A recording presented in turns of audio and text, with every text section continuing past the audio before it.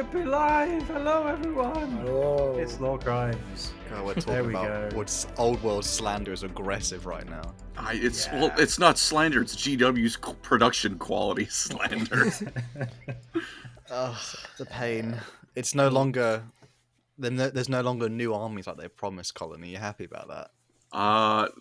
I'm going to continue coping because they said that there are no plans for them in the near future, which means the far future Near. will give me my Cathay. God damn it! Oh, they're not going to do Cathay or Kislev? No, they both said no, which is worth. There's a Cathay army book out there. They made it Yeah, for I Total know. War. My God. Ugh. In the grimdark future, there is only delays. It's the Grimdark right now. Yeah, huh? Damn. Oh my gosh. Welcome, people. This is another episode of Iceberg Lore Crimes. I should mention this. I've actually remembered to mention at the beginning. We actually are on Spotify as well, so people want to Yes. listen to us offline. They can. But today we're continuing something we actually haven't talked about in a while. In a but it's while. a continuation of the Great Crusade and Horus Heresy Legions. So we'll talk about all the legions before. We're currently covered nearly about half of them. About half, yeah. And don't worry. But we're grouping together today the Shattered Legion. So these are the ones who essentially got sidelined and mid-lore, if we won't lie, in some parts. But other ones, they got some cool little side bit characters. But they were just this is background stuff that most people probably haven't learned or followed. So we're going to hopefully explore more of that, though. I think we're going to start with the question of the week, though, Colin. That will be interesting. I heard it was Of course. interesting. Yeah, there's Just some from previous good ones. episode on the I was just, Eldar Cross. exciting. yeah, but thank you, Andy, for having my back in the poll. You can see the two reasons the bet's not made right now. You assholes. But no, the question of the week from the last time. What path would you create for the Eldar? There's some interesting ones. I'm gonna go with this one's a nice and simple one. At Pinky Prime 7877. Hashtag path. I'd make a path of Ward to find the best lore for the Eldar. And you know what? I think the Eldar need their Matt Ward to just they need a bit of favoritism, man. They've been hurting. I mean, as someone who also enjoys a faction or a sub-faction who get basically next to no lore, I feel such sympathy as an Iron Hand enjoyer. So, That's half the craft worlds have no lore, the other half have Well, bad lore. Just getting the killed. last- Bad current lore. us skimming through the Iron Hands today and talking about them as only a third of the content today is going to be about 90% of their lore anyway, so that's interesting. Yes. I mean, as an Iron Hands player, you're at least a Space Marine player, which means you are universally loved yeah. by GW. Yeah. No, we're So- not. Yeah. Do you know what? We got our character model is Excuse me. Iron Say, Father. wait. Your what model? The Yeah, one character yeah. model. You're It's that Yeah, meme. uh-huh. You guys wanna get hear it? models? You want to hear it? The one character model we do have, though, doesn't That is appear in good. any novel. It's not even like the chapter master. So it's like, This guy Okay. has a character model. Damn, This that's guy does crazy. not Yeah. understand the life of a Chaos Space Marine player. Like, this- How? Chapter Master Tushan from the Salamanders also, to my knowledge, doesn't have a model.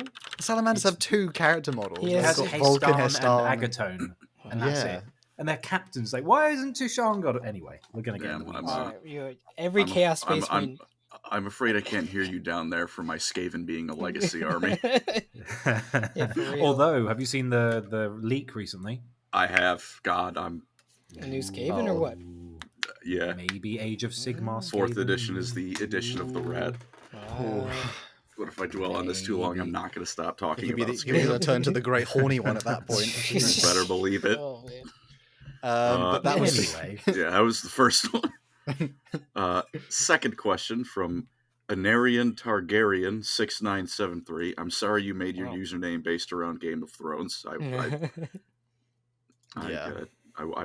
I hope you can heal from what they did to that show. But anyway, hashtag path, the path of the White Strike, a path where I just kill elves and starve the Dark Nice. Prince. Nice. And become the biggest elf hater that dwarves will tell me to take it down a notch. Dude, that's true. Kill every Wow. mer you find. God. Yeah, we should do an Elder Scrolls something at some point because we all know. I mean, the amount my brain was wasted. I've got useless knowledge about how to play and complete a run of Skyrim. Yeah, how is a Skyrim gamer? I have played too much unmodded and modded Skyrim to justify it. So, Oh, and then the last one, the oh no. true banger. Rarest Pepe 3815. Oh, of course. I Here we would go. create the Path of Cope. Its purpose would be to keep morale up by justifying every L so it counts as a W, and Colin would be its Phoenix Lord. Nice. That's awesome. I will happily take on the goal of elf propaganda master. The lore of Oh dear. Cope. copium. I didn't need that, but that was funny. It's actually Also really funny 'cause cool that they it's lost, true. by the way, because blah blah blah. Oh man. But good job, everyone. You didn't bring up fucking VTubers for once. I'm very proud of you all. For now. Well, everyone's maturing. It's crazy. Oh, man. Thank you, brother. Oh no, don't die on us. Eli is going out. Oh no! First, No. he literally before we started was like, "I've ripped my shirt," and now he's dying. It was the egg he ate months ago. It's Oh come man, back. don't mention the egg. Do we do? As we move past it. Still has nightmares about the egg. What's the next? We have another question of the week, so people put the hashtag and stuff in the comment section. Colin, remember what we put for the next question? I think it is Yes, it is. I don't think we got a hashtag. hashtag shattered. Let's put it. All right, that let's one, go yeah. with hashtag shatter. What would you add to Lorehammer War that would break it? So, would you pick your Warhammer setting and just throw something into it that's going to ruin everything? No, I thought something was so like inappropriate. I actually can't say it's to do with the Emperor getting kinky, so I'm just going to completely Oh ignore that. no! Dude, I would. Feel free to get degenerate in the comments, though. Within reason. Within reason, you filthy scum. I would add Dwarf Slayers to the Leagues of Otan for no reason than it would break Hal's dreams of them being a unique faction. That'd be awesome. The Voton are about as original as like like a cereal flavor that's clearly the same as the original. Like they put like original on something, like just to like separate these brand. things, Yeah. but they're just clearly the same thing. We've got a donation from Donkey Man USA. Nice. I love that name. Speaking of Skaven, Colin, you've spelled my name with one too many L's, you bastard. Colleen. Thank you for the $5. Thank you. You've convinced me to Thank start you. listening to Gotrek and Felix. You also spelled Gotrek wrong. On my long This shifts, guy's ruthless. praise the great horned rat's silliest clown. I'm reading the Thankful books now, so hell yeah. Mm. Nice. I would want to. How does it feel Life that achievements. Banquil has more books than the Iron Hands currently do? He's got 3 of them. Yeah. Okay. Holy cow. He's I mean, he's to the be fair- horned rat's silliest goober. Hmm.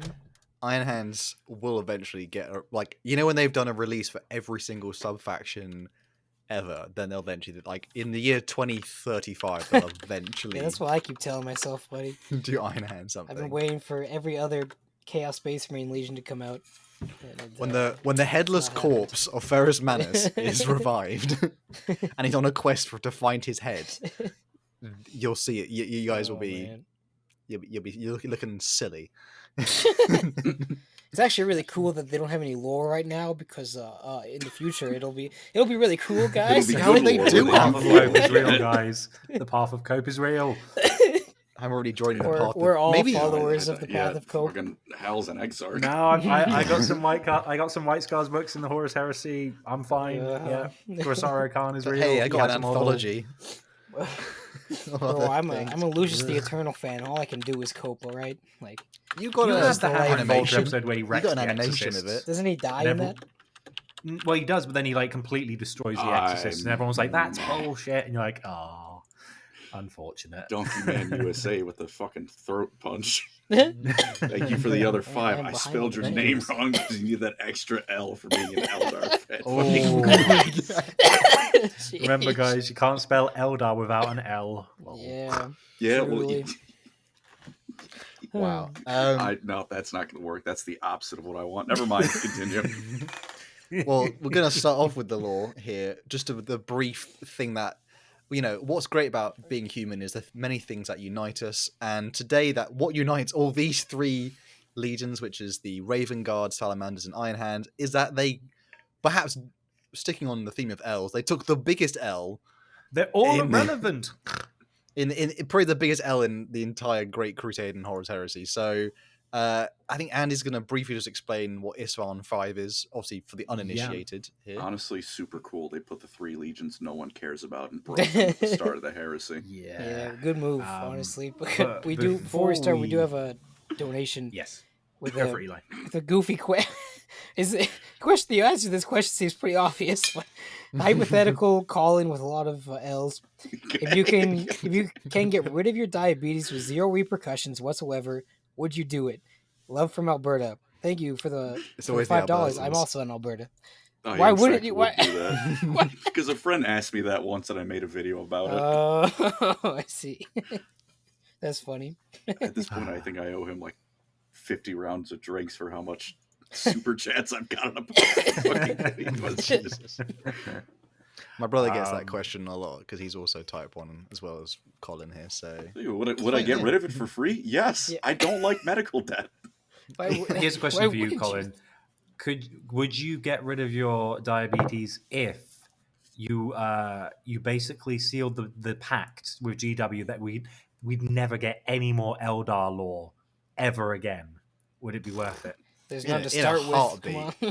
It's basically the same thing. All they do is make them take L's after L's. It's the current situation. So it means like there's no more of them losing. Yeah, I would take it. Besides, I'll just go live in Age of Sigmar land where the elves are actually. It's just like our what if things where like you can double jump. Is it like if you get rid of diabetes, but every time you double jump, you shit yourself? Oh my gosh. Yeah. Well, thankfully I can't double jump, so I'll get rid of the diabetes regardless. Fun fact about insulin I found out the other day. If you exercise, it absorbs blood glucose from your body, so you don't need the insulin for it. I don't know. I just learned that, and I think that's pretty neat. That's one thing that I've learned from the last 2 years of school. So what you're saying is exercising makes you go low. You can cure diabetes by. You can't cure it, but you exercising ever. Is that the idea? No, the other way around. Because you can cure it by exercising. You don't have so the if insulin. you go for a run, you can cure diabetes. That's amazing. you can treat part of it. Unfortunately, the amount of energy required to constantly maintain that not having insulin would be. I need to be running 24/7. DJ Beast in the comments. We don't need to answer that question about end times. Oh god, would you get rid of diabetes if you could? Oh, get an end time. Oh, okay, yeah, Eldar redo end times basically. Fuck you. Moving on. Anyway, we can't stall. 5. We can't stall the Broken Boys any longer. So we can't really talk about any of these legions without first mentioning Isstvan 5.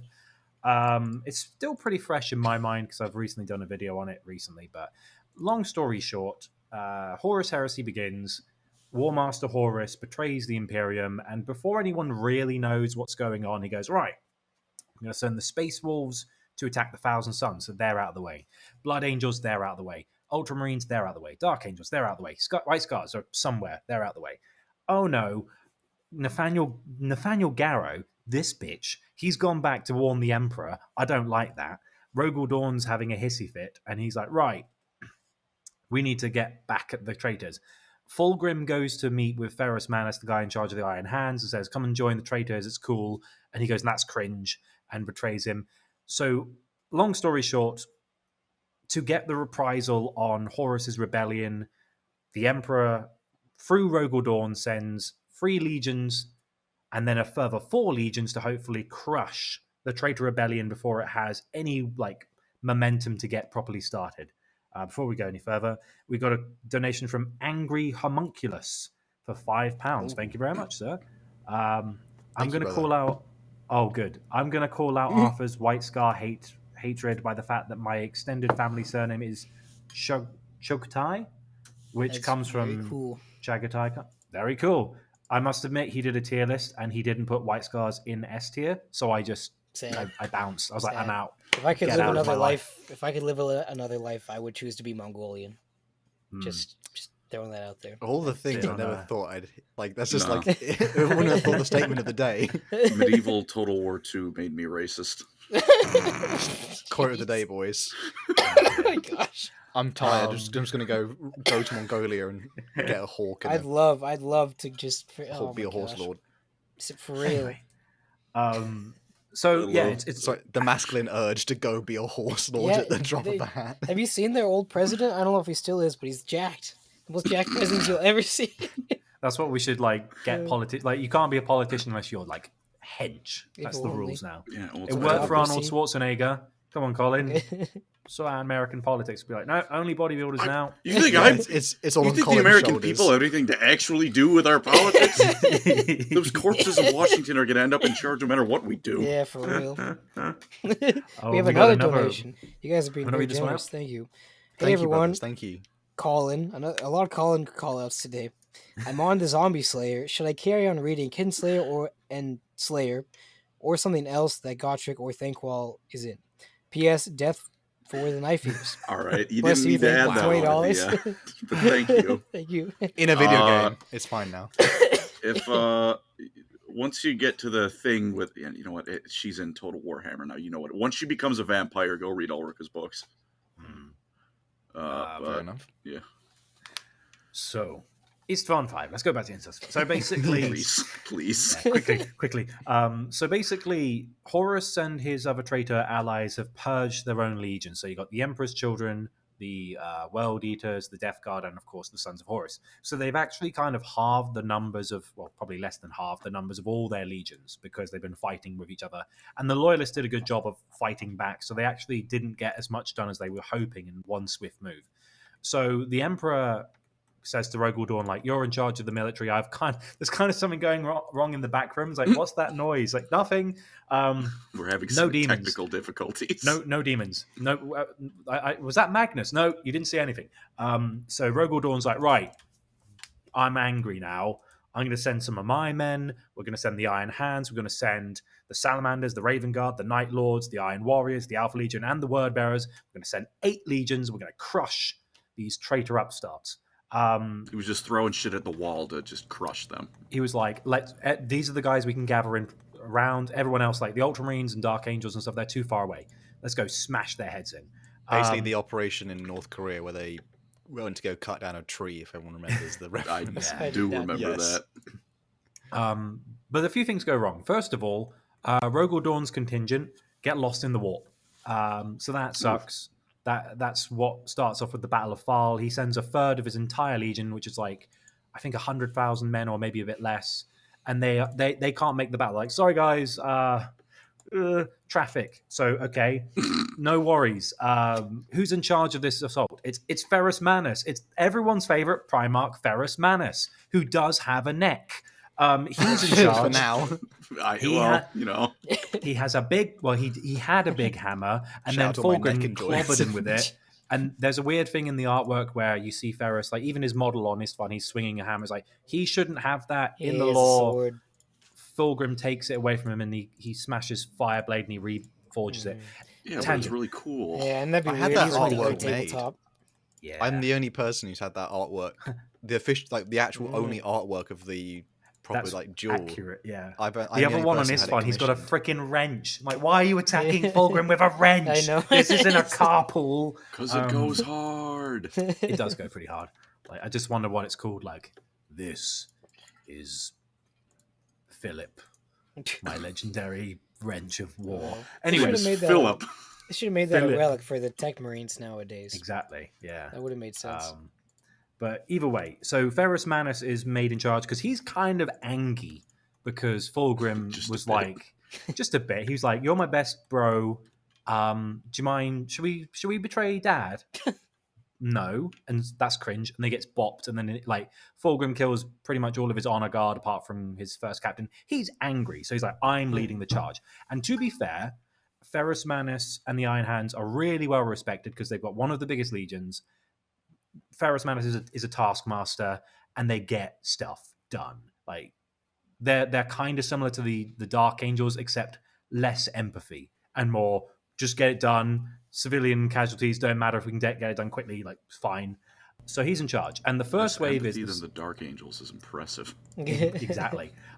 So the first wave is Iron Hands, and then two very much smaller legions, like the two smallest legions other than the White Scars, who are like third place. Like everyone knows there aren't many Salamanders and Raven Guard in comparison to the other legions, but it's an okay start. We'll send these 3 legions in first. We'll combat the 4 legions on Istvan, and then we've got 4 other legions, even though the Imperial Fist can't be here, backing them up.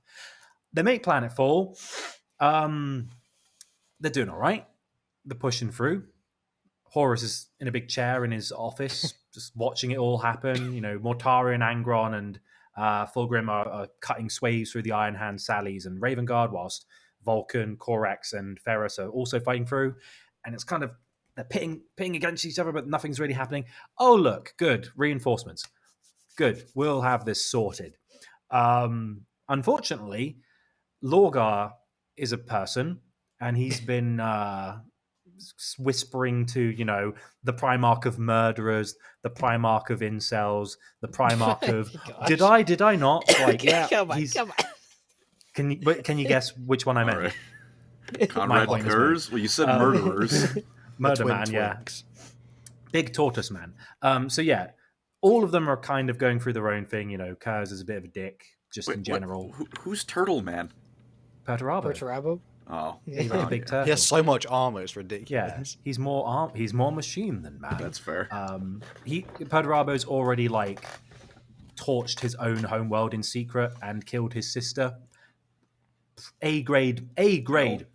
Primo traitor he on material. That grind, or he on that grind. It was a busy weekend. He Right? sucks. Lorgar's already chaos. He's been chaos for a while now. He did it before it was cool. And Alpharius is just like, will I be loyal? Will I be? I'm Alpharius. So yeah, like that's Alpharius. That's how Colin hears it every time. Yeah, that's about how Alpha Legion lore enters my brain, to be honest. And so, basically, you couldn't pick a worse collection of miscreants for a loyalist second assault. Like, seriously, we're going to put the Murderer Legion and, you know, the Sneaky Legion, who would be, like, really good at doing a backstab, and the, like, Religious Zealot Legion, who have been a bit, like, distant the last few years, and the Iron Warriors, who are just rubbish. So it's like, okay. Come on. The thing is, their whole shtick is like, oh, Dad says I have to. So anyway, like, they all make Planetfall. Sally's, Raven Guard, Iron Hands. They're a good combo. They've worked well before in the past. The 3 Primarchs get on, like, really well. And they're making some headway, but 3 against 4, even though the traitors are kind of diminished, it's not going to work. And they're like, oh, good. Here come the Iron Warriors. They'll go into the meat grinder. Alpharius will do whatever he does. Word Bearers will do some, like, cheerleading, and the Night Lords will skin a few traitors. That'll be fine. Only except they surround all the loyalists into this space called the Urgal Depression, and then they turn their guns on them and they start shooting them in the back. And they're like, "What?" And what happens in the next few hours is about big depression now. A big depression. In about the span of 3 hours, it's something like nearly, I think it's 150,000 Astartes get gunned down from the loyalist ranks. It's a tough read. It's harder to read than Istvan 3, in my opinion. Yeah, because the thing is, like, Istvan is like, oh, there's resistance, and it's protracted for months. Like 3 hours, the legions are broken. It takes like 90 days before the end of the battle, technically, but 92 of those days is just skirmishes. But that first 3 hours of that first day is just not good. By the end of the whole battle, 200,000 Astartes on the loyalist ranks are dead. So that's a lot. They also threw a nuke in there randomly. Yeah, they actually nuke Vulcan because the Iron Warriors are fighting him, and they're like, "This is too much effort." Boom! Now, press the big button. Didn't Ferrus and the two other guys jumped the gun? Didn't they go in earlier than they were supposed to? Well, this is the thing. They didn't Ferris retreat. jumped the. Yeah. Ferris he saw Fulgrim and the Emperor's choice. Like, oh, I'm raring for a fight. So he actually ran ahead. Then Okay. they get cut off. Then Vulcan and Korax, when they get betrayed, Korax is like, we need to like retreat and then redeploy. Whereas Vulcan says, no, we need to combine and dig in and then push back. And so they can't agree. So then they split up, and then Vulcan gets bombarded before he gets nuked, and Korax is like, oh no. So Korax is pretty much the only one who's in charge within like a few hours. And for the next 90 or so days, he's leading like raiding attacks. He's doing all these things to try and preserve what's left. Vulcan gets nuked from orbit, but survives because he's a perpetual. Ferrus Manus doesn't have a neck anymore, and that's a shame. And also the Iron Hands have taken like, if the Iron Hands have like over 100,000 Astartes, they don't anymore. The other two legions were small enough already. And after a few days, 4 or 5 of the legions fall back, and then I think it's like the Sons of Horus, World Eaters, and I think the Iron Warriors, and maybe some Word Bearers are just picking off the survivors. And this causes the moniker to be known as the Shattered Legions, because at the end of the war, no one took bigger casualties per percentage. Like, I know the Ultramarines lost like 100,000 Astartes at Calth, but they still had like 150 to spare.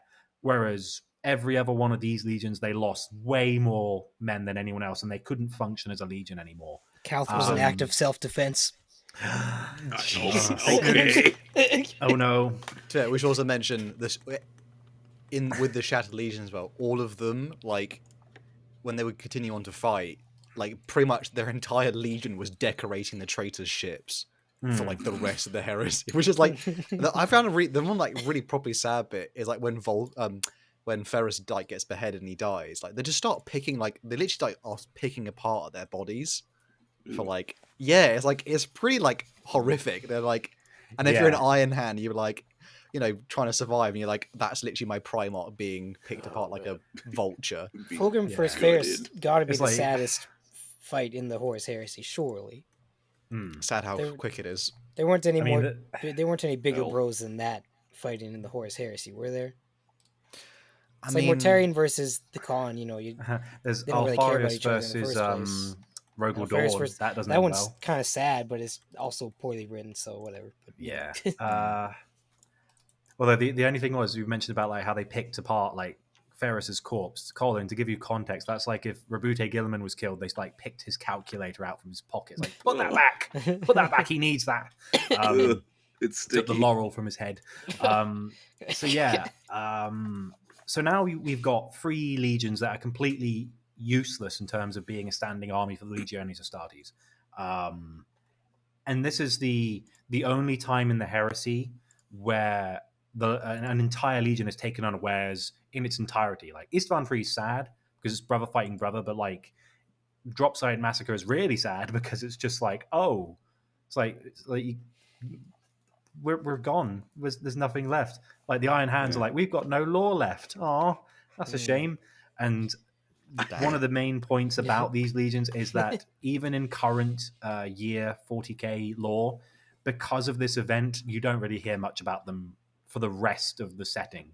That's how devastating. Don't have many successors chapters. And before this, they took the Alpha Legion L, right? Deliverance Lost is before this. Is it? No, it's not. No, it's after. No, it's following because the Alpha Legion start like cutting the Raven Guard's faces off and wearing them to like infiltrate the survivors' ranks and go back to home base. And then Korax is like, I'm going to rebuild the Legion. And then the Alpha Legion I don't think so. Are you though? The one Did they go anywhere? I appreciate. Have they mentioned any other times that the Alpha Legion has basically Primaris Marines? Because I don't actually remember hearing that in any of the books I've read afterwards. It's just like a fact that is they there. had Primaris Marines? Because they stole it from the Raven Guard. They didn't steal Not Primaris. yeah, but it was like they a version. They stole the Not Emperor's called called- Primaris. The Emperor's pure Primarch gene seed they stole. the Yeah. They like It's a pretty it was important giving the thing to Raven have. Guard. It's giving the Raven Guard the ability to make like better Marines, basically. Or they could You no, know, they like could large amounts, right? They could make Raptors. Space Marines instead of having to do implementation like over years. Yeah. they could do it over a matter You of just pump them months. out. Mhm. Yeah. So they have So like they could unlimited do like a Marines, full basically. process. Yeah, they could speed it up, and then the Emperor was like, Mhm. "Okay, I'll let you have that, special thing," but they never got to use it. So Yeah. So it's another reason Plot. why the Alpha Legion is somehow the strongest Legion and the goofiest Legion at the same time. That's what you're Yeah, because I telling need to me. like 3 of them to do it. I 'Cause think they- that's what I would add. I finally figured out my question of the week answer. I think I would add a bomb that kills every Alpha Legion member at once. Oh my gosh! Oh dear. Just get rid of them. Just have one author. Just have one Alpha Legion author. Don't have My zero thing that would authors. break the law would be Alpharis is actually Kegarak. Yeah, you know what? Yeah, you know what? I can live with that. That one's okay. Alpha that would Legion make are now sense. I Sons don't of like it. Malice successors. What's going on? I don't know. As the Phoenix Lord of the Path of the Cope, I approve of this option. Jeez. So yeah, but that's basically a very brief overview of Istvan 5, and that's why they're called the Shattered Legions. We have a donation from Jeremy Golden for $5. Thank you very Thank much. you, brother. Hey, Thank you. Saying right around this time, there was a group of recruits on Deliverance who would go on to found the Modern Raptors chapter. Yeah. Mhm. Well, this is the thing. A lot of these, with these 3 in particular, they don't have many successors, and they only tend to have like one standout one each. It's like Raven Guards, you've got the Raptors. Iron Hands, you've got the Exactly. Brazen Claws, maybe. And then Red Salamanders, you've got the Talons Dark at most. Krakens, I guess. Like, Iron Hand successors are the saddest part of Iron Hand's There's lore. only one cool one, which is I can't remember the name of it. The one that the one that the Adeptus Mechanicus made are the cool ones. oh, the Sons of Medusa. No, they're also cool. They're also cool ones. Actually. Oh, I remember it. There's one But called there's the one Iron that the AdMech Wardens. made, something like that. Yeah, they're like Oh, the Holy yeah. Trinity of Ferrus Manus, the Emperor, and the Omnissiah, or something like that. The Iron Wardens are a cool one. I think I mentioned it before, where like their only role is to essentially cordon off this specific planet that has a really advanced Xenos race on it, yeah. and then basically they worried like if the Tyranids ever managed to get up to this planet, it would basically make the Tyranids unstoppable. So they base their whole chapter is designed to contain this one Xenos Is that the race. Iron Lords? I think Iron Lord, Iron Warden, something They like that. just start throwing exterminatuses at it, but who am I to It's a tell shame them they how have to like do a their terrible job? paint scheme though. Yeah, then there's most of their second founding chapters are pretty depressing, as they have Yeah. all like one paragraph of lore generally. And some of them are compared to like the cool other cool stuff. ones. Like I like the Knights of Byzantium, which are like purple Iron Hand successors. Like they look cool. They got any lore? It's like Dude, Byzantine I can Empire give you that. reference goes hard. cool. And it's like a seahorse thing. Like a mermaid if it were a horse, if that makes sense. Not like a seahorse. It's like a horse top and then has a tail. It's weird. Anyway, so without further ado, should I go into some detail with one of the 3? Yeah, we'll start with now the we'll best say- Horus Heresy books. Well, here's the thing. I will say to the chat that we aren't going to be going super in depth because we want to, again, one day do like a proper, like, here's the Salamanders in its entirety, here's the Iron Hands, blah, blah. But this is an overview because it's like Great Crusade era versions of these legions. So, starting off with the Salamanders, 18th Legion. Not much is known about what they did during the Great Crusade, but they were known as the Dragon Warriors, which is not to be confused with the Dragon Warriors, who are a Chaos Space Marine warband. Completely Nice. different thing. Or the Dragon Warrior from Kung Fu. Or the Fu Dragon Panda. Warrior. Kung Fu. Gee. What bootleg version are you watching? Shut up. Was that? It's Jack Black. It is. Yeah. I think it's actually just love like that Dragon film. Warriors everywhere. So yeah, they were originally, and the thing about the Salamanders is they're a bit of a weird chapter because they were similar to the Space Wolves and the Alpha Legion in that they were part of the Trefoil or Trifoil, which were 3 legions made specifically for a very particular purpose. And the Space Wolves were like not exterminators, they were like executioners. They were like hunting packs that would kill specific targets. Alpha Legion, oh, I'm going to be sneaky. No one really knows what the Salamanders were made specifically to do. It could have been good hugs for all we know. Like, we're going to make one Space Marine Legion that's kind of nice people. Like, they're compassionate. Okay, maybe that's it. But it's never really explained exactly what it is. Well, they just never got to the point where the Emperor could unveil that purpose. Though to be fair, the beginning of their service, they had a very bloody reputation. They had a battle called the Assault of the Tempest Galleries. They went from 20,000 Astartes to 1. So they lost 19,000 men, but What? but the Imperium was like, I like them. They're pretty cool for some reason. They were quickly rebuilt following this victory, and they were well happy with how they did stuff. But since this point, they were only ever deployed piecemeal, and they were a support legion for the Imperial army. So they didn't really often work with other legions. They'd actually work with the mortal human guardsmen. And usually they'd be like, they'd be dropped in at the back line of the enemy when the Imperial army's fighting. They'll go on the other side and they'll do a pincer movement. And because of this, they bolstered a really good reputation with mortals, where they were like, I like these Dragon Warriors. These are good guys. They have like, I don't ever work with the Ultramarines. I've heard they're cool, but I've never seen one. I like these guys. They saved my buddy Kevin. Cool. Bonding. I will say we also got a $4.99 donation from That Grey Shark, saying Thank you, brother. relationships. Thank you very much. Thank you. My relationship status is like Iron Hands. Successor chapters, lore, Sad. non-existent. Wow. Rip. Did himself and We the also, Lord dirty. Also, from we got a question Self-report. from Crimson Glory about the streaming times. When the semester is done in like 1 month, we'll go back to regular times. I just have a class at the regular time that I can only skip every once in a while. So Education is important. Good to see you, Crimson Glory, though.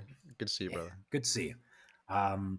So yeah, and the only other thing to really mention about the Salamanders from the Great Crusade, because of their massive losses at the beginning of their service, they never really grew to a size alike to the other legions, and they were always kept in reserve.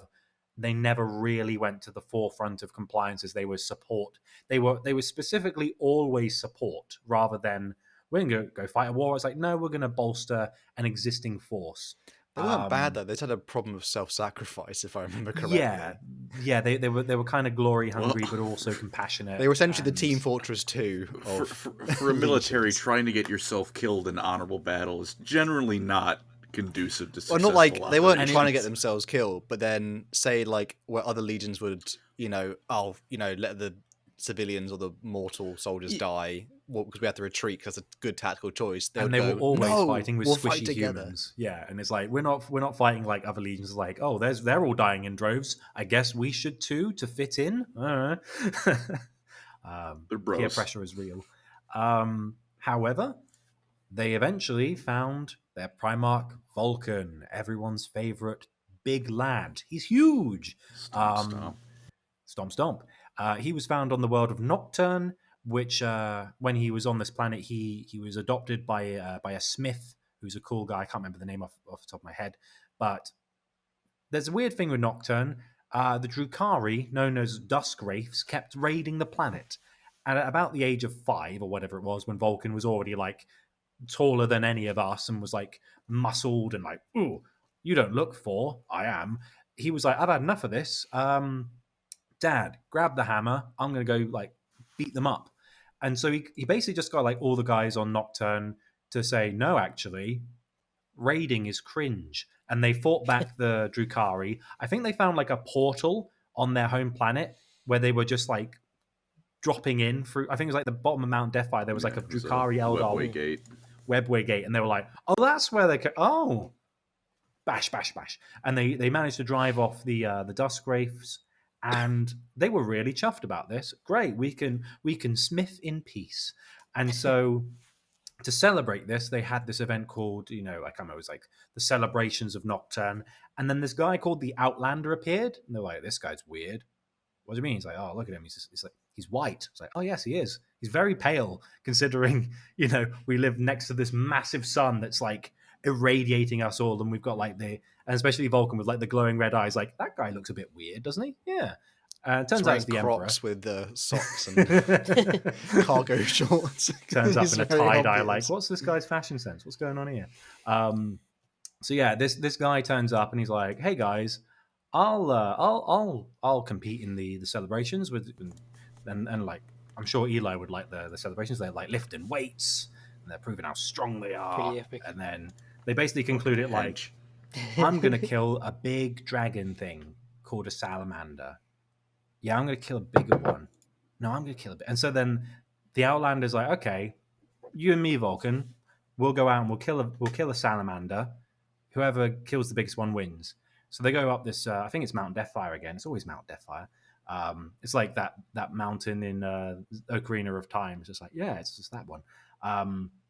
So they go and they hunt, and Vulcan finds a pretty big one, but then he has a bit of a tumble fighting the salamander, and he's clinging onto the edge of the ledge. And then the Outlander's like, oh, he's got this gigantic one. He's like, having a bit of trouble there, mate. Oh, and he saves his life. And they go back to the people of Nocturne, and he's like, oh, I know that, the Emperor, or the Outlander in this case, he sacrificed his massive salamander to make a bridge for our escape, and I've got the winning one because I brought it back, but he saved my life, so technically he won. And then Vulcan became a Primarch of the Imperium. That's pretty cool. So he's now in charge of the Dragon Warriors, and he goes, oh, Dragon Warriors, that's a bit on the nose. We're going to call them Salamanders. Like, We have a donation by Leon. He says, aren't Alpha Legion and the Eldar do the same shit? Every time they lose or do something stupid, it is because something nonsense. Because something nonsense. It is all in their master plan. The difference is the Eldar can see the future, so they at least know what they're doing. The Alpha Legion are just mystery. You're going to hate this, Colin, but aren't the Eldar basically Tzeentch? Yeah, but they're Jeez, come cooler. on. They were here first. And Well, Tzeentch is goofing Yeah, himself. what do you all the mean, time. yes? Well, in the warp, he has always been. Yeah, well, that's stupid. Is it wrong? Thank you, Leon. The warp has always been man. here. It has always been a thing. Then the Eldar gods are still around. That's just how it is then. Mhm. If that's how we're going to Anyway. pull In it. spirit. The Eldar are not Tzeentch. Oh my goodness. So yeah, and with Vulcan back, Dragon Warriors are like, wow, this guy's tall. Like for like he's the biggest Primarch. He's like, how tall are Holy Primarchs supposed to be? shit. Like 9 feet tall or something. He's like 12 or whatever it is. Like, oh, he's imposing and He's even taller intimidating. than Magnus, projecting his height taller. Yeah, he is tall. The only guy taller is the Emperor, and It's. we got I don't know. because there's always like I've seen that image of like scale, and it's like Rogel Dawn, and then it's just Vulcan's just that little bit taller. You're like, I don't think "Oh, that's poor 100% accurate, that image. I know it's what you're talking about. Yeah, I don't even know if it's like lore accurate, but Vulcan is usually like a head taller at least Hmm. than a lot of the other Um, Primarchs.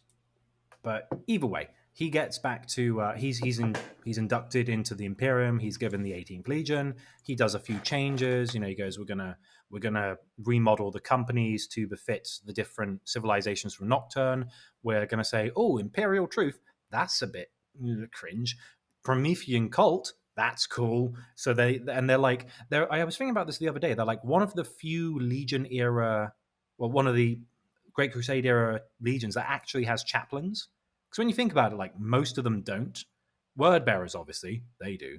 But one of the reasons salamanders do is because they have the Promethean cult. So it's like, oh, it makes sense. They have like a religious thing. Whereas Ultramarines are like theoretical. Chaplains are cool. Practical. Religion is cringe. No chaplains. They don't really get them until just before the Horus Heresy. Like Well, even then, after it's the like- Edict of Nicaea when Magnus got banned Yeah, from exactly. using magic. Whereas They basically they put chapters in the Legion, so they were like, we're just here to Like make sure you trials guys of are being a not nerd. cringe. yeah. But they were a bit less like, oh, Crozius. Oh, that's a bit Lorgar, like copy paste. I don't know. And that's obviously more widespread after the Horus Heresy. But yeah, and with Vulcan back, the Legion's really into crafting. They're like, oh, our dad, he can make a mean sword. That's cool. And so they really love like Macaroni crafting necklace. things and making things. Necklace? What? Macaroni necklaces. Oh, macaroni neck. Yeah, Dad, I made this. And he's my like, dad's "Well weapons are spicy. done." Well, here's the thing. Vulcan is characteristically like the most compassionate Primarch. But at the same time, he's capable of making like world-ending weapons. Like absolutely, he goes into like I think it's like a fugue state sometimes where he wakes up and he's like, "Oh, what have I made now?" And then he's like, "Oh no, I made a gun that blows Oh, up the no. galaxy. Oh, not Maybe- again." Maybe that's very, what the very Oppenheimer of him. maybe that's what they were Elder. made for, though. Maybe that was their thing, that they'd make super destructive weapons, but they'd have the heart to Well- only use them when necessary. Type of Well, thing. that's the thing, isn't it? That's why I believe it's the I can't remember what it's called, but there's like an artifact that Vulcan made, and he actually takes it to the throne room, and he's like, "Put that with the Emperor." It's like a doomsday button. The Vault of Just in 7 case. Hammers, something the Yeah. sling of 7 Yeah, hammers. or the something? the summing of 7 hammers, and it's like Talisman. talisman. yeah, Yeah, like, yeah. and the Emperor's like, I can only trust Vulcan to make these powerful weapons because I know he's the only one who'll hesitate to use them. Like the Lion would be like, Oh, yeah, Fire away! yeah. Whereas like Vulcan's like, I mean, I've killing Eldar children's. I didn't want to. It's like, okay, Vulcan, okay. I assure you, Judge, I did not want to torch It just seemed good at the Yeah. time. I thi- She was probably like 100 years old anyways. So I mean, like, Does that change anything? I like to Jeez. imagine. Listen, the Lion has a point, though. It's if no one catches you, it's not a war crime. yeah. If there are no witnesses, was it a murder? Anyway, so yeah, and, If a and, tree and in a as forest, such, blah blah blah. and as Doesn't such, matter. there's not really much else to say about like the other thing about the salamanders is like with all of these in particular, there's not much lore other than Istvan as far as before the 41st millennium. All you need to know is salamanders are compassionate, they're master craftsmen, and they're really like I think they have an affinity more than anything to be like, well, not Iron Warriors fortify, not cringe fortify, but like we'll set up a position, we'll fire. Do you have a flamethrower? You're my best friend. That's kind of their shtick. We got another donation from Crimson Glory this time saying Yes. $4.99. I wish to pet this creature. Vulcan was my favorite in TTS. Love when his orc voice kicks in. Can I Good old boop the days. snoot? Thank you, brother. Good old Thank you. days. Good to see you. It's a good reference as well. Other than that, we can talk about a few of the characters from the Salamanders. So you got obviously Vulcan. You've got Artellus Numion, who was the first captain of the Legion. He was there during Macragge when they found Vulcan's crispy corpse descend from the heavens and go, "Oh no, that's a dead Primarch. That is. Pulled And they're just, pulled like, a bit of prodding a him, Noble like, yeah. Six. That's very Sauteed dead. Primarch. How did he get here? I don't know. Oh no!" And Artellus was a bit depressed seeing his dad like proper crispy bacon, like ugh, like and occasionally just be like, "Yeah, he's dead. He's dead," and he's a bit doubtful. But he had a weird sense of, but I can't really accept that he's dead. Doesn't make sense. So they take his body back to Nocturne, and they are doing like the funeral procession thing as the planet's being assaulted as well. And they're like, okay, we're going to put him into Mount Deathfire because it's always Mount Deathfire. We're going to put him in the lava, and we're going to just like let him be one with Nocturne, and we can lay him to rest. And Numion's like, no, I can't. He's very much a cope marine, like Colin with the Eldar. He's like, I'm not accepting this. My dad's not dead. Can I stop catching strays, please? Damn. Sorry. Everyone. It's like Um, every it's kind of a piece of shit. Kind of like Colin. Well, the thing You is, massive asshole. here's the thing though. At least he's not as cringe as an Iron Hands fan, like Hal. Anyway, All right, I yeah, I love can you live with all. redirecting the shots. I mean, I'm about to get more lore than you here, so you know. Yeah, I'm almost done. So yeah, but he's like, my dad, I love him so much. He hurls himself into Mount Deathfire because he reckons it'll do something. He dies, and then his sacrifice resurrects Vulcan somehow. Not exactly sure how. Probably something to do with the Promethean cult. Plot. I don't know, but I thought it was kind of like how, you know, the Emperor, if he gets Psyker's sacrificed to him, he can get rejuvenated. It's probably a but similar Vulcan thing. does that with lava. Like, cool. Well, I think it's implied that the Emperor basically whispered to Nubian, being like, "Yo, see the lava? Yeah, you know, Dip like your dad you in know it. what's coming." No, he said like also jump in it. What? It's like, what do you mean? It's just a background thought. Just do it. The Emperor's like, what is that? The Call of the Void, where it's like you're driving and you're like, I could just drive off the road right now. Or like, That's you know, the you lose Emperor. concentration Yeah, for like that's 1 the second, thing. like a split second. You're like, oh. We got another $5 donation from Donkey Man USA. Oh, thank you, brother. Thank you. Saying Noble 6 is still in that cave. I also follow Path Copium.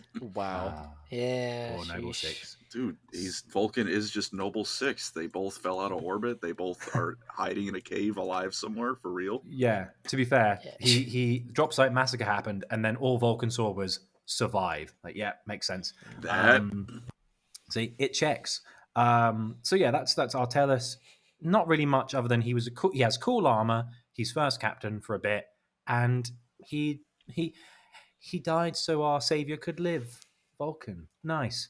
Only two or so others. I got Nomus Raitan, Regent of Nocturne and Lord Chaplain of the Promethean cult during this time. He defended Nocturne from invasion during the Horus Heresy. That's him. And last of all, you got Forge Father Tekel. So you know how I mentioned like salamanders, good craftsmen, and Vulcan has a tendency to make horrifically powerful weapons by accident. Before he left for Istvan 5, he went to Tekel, and he was like the equivalent of like a tech marine for the salamanders, but artisanal. And he's like, I'm going off to like a big fight. We've never done this kind of fight before. Could you do me a favor? Check out my massive vault of doomsday weapons. And there's like thousands of things he's made.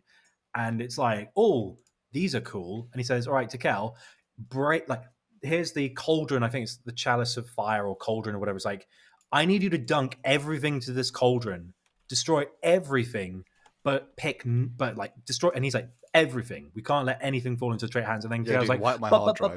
Wipe my hard drive. But can't Dad, be found. Dad, these are really cool. We shouldn't break these.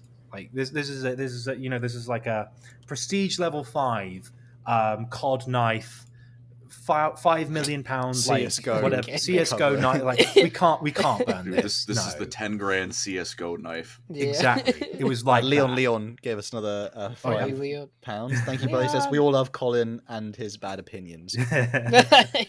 Wow, every stray. Bro, please. I Leave read Colin an alone. Instagram comment the other day that said, if there's one Pancreas No fan or Pancreas No Work fan on the planet, it's me.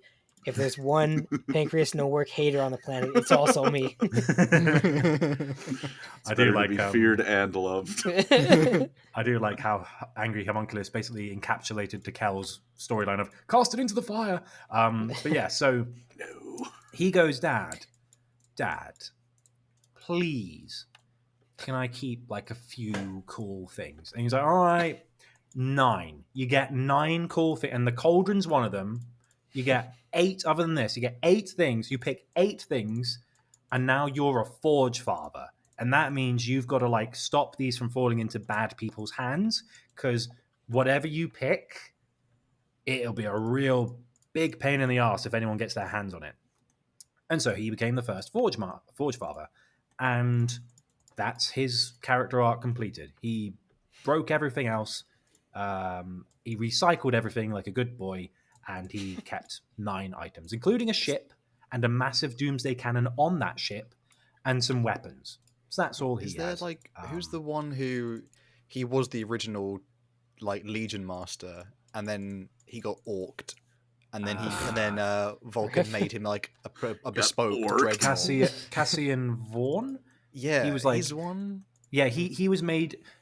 Vulcan made him like a dreadnought chassis that was practically indestructible. And doesn't- he fought the Alpha Legion during the Horus Heresy. He's kind of cool. He fought alongside He was a at loyalist Isfahan, wasn't he? Iron He got Warrior. buried. called Narik Drager, and they were like, "Oh, these Alpha Legion are pretty cringe." And then the Erud was like, "I know, right? And I'm an Iron Warrior." It's like, "Yeah." And then they fought together to fight the Alpha Legion. I think it was Headhunter. Was I think far I've is read, Alpha I Legion? might have read that book. Yeah. Yeah, and the last thing I'll say about salamanders, there's not much else to say about the salamanders. They were in the second and third war for Hell Armageddon. yeah. Yeah, it sounds about right. That's about it. All Enjoy. right. So why isn't I have not kept up with Salamander's lore? Why nowadays has. is Vulcan Hestan not the chapter master anymore? No, he's Tushan is the chapter master, Why and he's like isn't kind of young. Vulcan Hestan anymore? Did he die? Well, He he's not- never was. He never chapter was. master. He's Oh, not really? allowed because He he's was the just the Forge main Father. character. Okay. He has to look for the assumed 9 that he artifacts was, of okay. Vulcan, and he's got 5. Oh, I see. He has like a he's too special important. role. Yeah, his role is too Okay, well, important that to be makes chapter sense. master. That makes So he's sense. like, he literally goes like, you, come with me, and then they just go looking for the weapons. Like, Also, cool. I see. Vulcan Hestan is like a title they inherit. Yeah, So Mm. they all basically become Vulcan Hestan. Like you basically lose your old name and you become the Vulcan Hestan. You are now Vulcan. Yeah, basically. I mean, it's really cool to be called like it'd I'm be like Vulcan, and so is my dad. You know, It would be like someone in the Ultramarines going, and now you're like you're Mini Gilliman. Be like, Yeah. oh, damn, you know what I mean? They got a lot of Mm. responsibility. I think that's You're Rabute Gilliman. I'm Rabute Gillaboy. oh god. Speaking of Gilla, the baby. perhaps not the best Legion, but the best Shattered Legion Oh, here we go. in the lore, Okay. Iron Hand, baby. This is all their lore. It's here. There's none of it. There's no Let's go. Post Heresy Oh, lore. man. Iron Hands start. I'm gonna go like with Andy. This will be not like super brief, but I'm not gonna do everything. Basically, the Iron Hands kind of start as a legion called the Stormwalkers on Terra. They kind of get that name from a tactic, which is basically Hammer and Anvil. It's just called Hammer and Storm. I really hate that part because it's just. God, I gotta that's have awful. a We do have a donation here though, just before I go on. Thank you It's, very much. Rolf, Thank thank you, you. brother. It says, I enjoy the Edgar Allan Poe Marines, Raven Guard, cool, brother, as I like the idea of dudes wearing an Abrams worth of metal being sneaky and Astartes being more tactical in general.